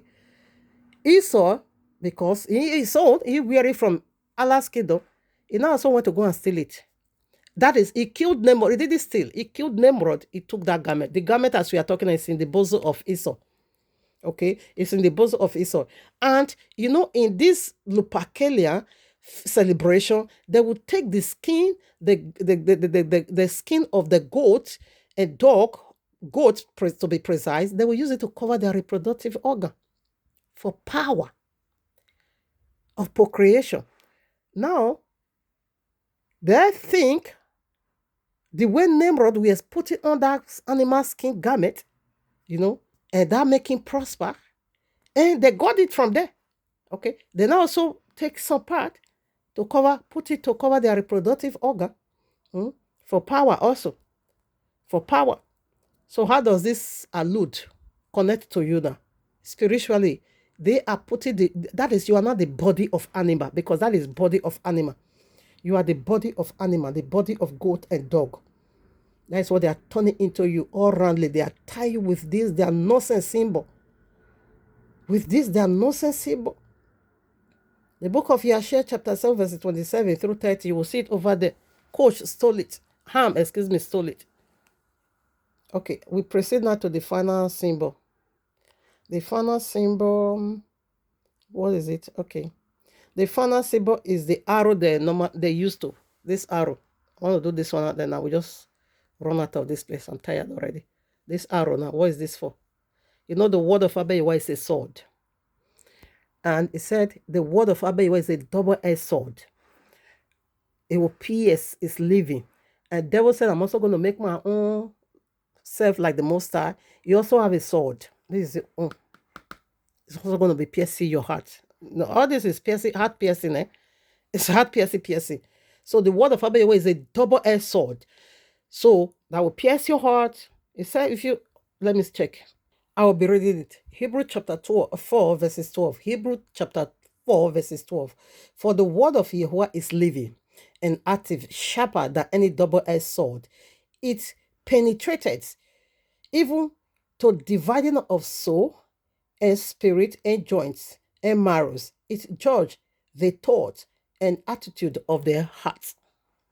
And we see in Lupercalian this arrow being shot. They call it arrow of love, direct to your heart. This very heart they gave you already, the heart of emptiness. And they said they're going to be making themselves like the Most High. So that arrow, exactly what the word of Abba Yahweh is doing in our chambers, 4 chambers of the heart, putting life in there. Exactly what this Lupercalian one is also doing, putting death in your heart. Because the arrow is also active, it's also living. If it's not living, you wouldn't have been celebrating it. If it's not active, you wouldn't have been found there. It should have died a natural death long, how many thousands of years. You shouldn't have been celebrating. It shouldn't have been here today. But they just rebrand it. But it's still the same spirit. So it's still living. Now this arrow is simply mean death. It's a Messiah. In his hand is a bow. In Revelation. Oh, this I've cut out. It's a Messiah, okay? It's the weapon of a Messiah that is going to be, that is Jesus and Allah. That is Mahdi and Jesus. Mahdi, this is Mahdi. Ishmael again. Revelation 6:1. And I saw when the Lamb opened one of the seals, and I heard as it were the noise of thunder, and one of the four beasts saying, Come and see. And I saw, and behold, a white horse, and he that sat on him had a bow, and a crown was given unto him, and he went forth to conquer and to conquer. This is the final Lupercalia. It's going to conquer. You're going to be celebrating Allahu Akbar. Family, I will be done by now. I'm done. I'm not going to be ready one scripture that is left. Should I? I'm really tired. Yes, this is the place I wanted to also read. Enoch chapter 15, verses 1. Let's quickly rush it. And it came to pass when the children of men had multiplied, that in those days were born unto them beautiful and comely daughters too now. And the angels, the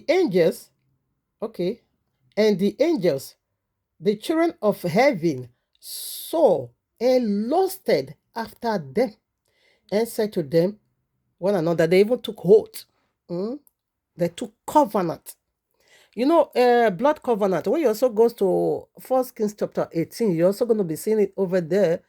That the first prophet, 850 prophets of Jezebel, when they were unable to call fire, what did they do? They now begin to cut themselves, and blood now gush out. It said that is their manner.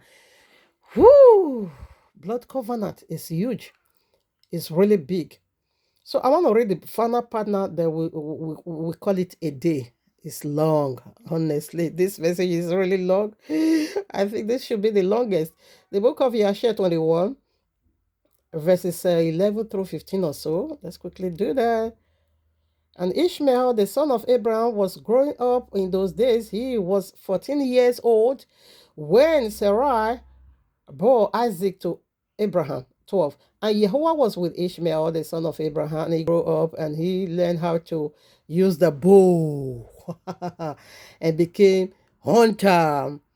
13. And when Isaac was 5 years old, he was sitting with Ishmael at the door of the tent, and Ishmael came to Isaac and seated himself opposite to him, and he took the bow. That is the arrow, okay? And drawn it and put the arrow in it and intended to slay Isaac. So this was why he was being sent out. And Sarah saw the heart of Ishmael desired to do to her son Isaac, and it grieved her exceedingly on account of her son.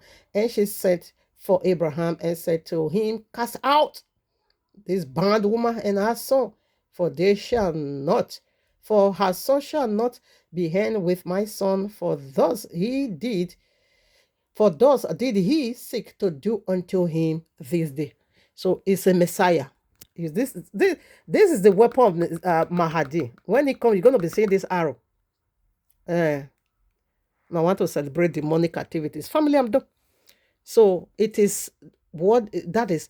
It is a religion and their feast and their heart desire in all and all. They put it in the feast. They are ministering unto you through feast. Okay? They are ministering to you through feast. You will be celebrating it. I'm done. Thank you. I love you so much. I'm out.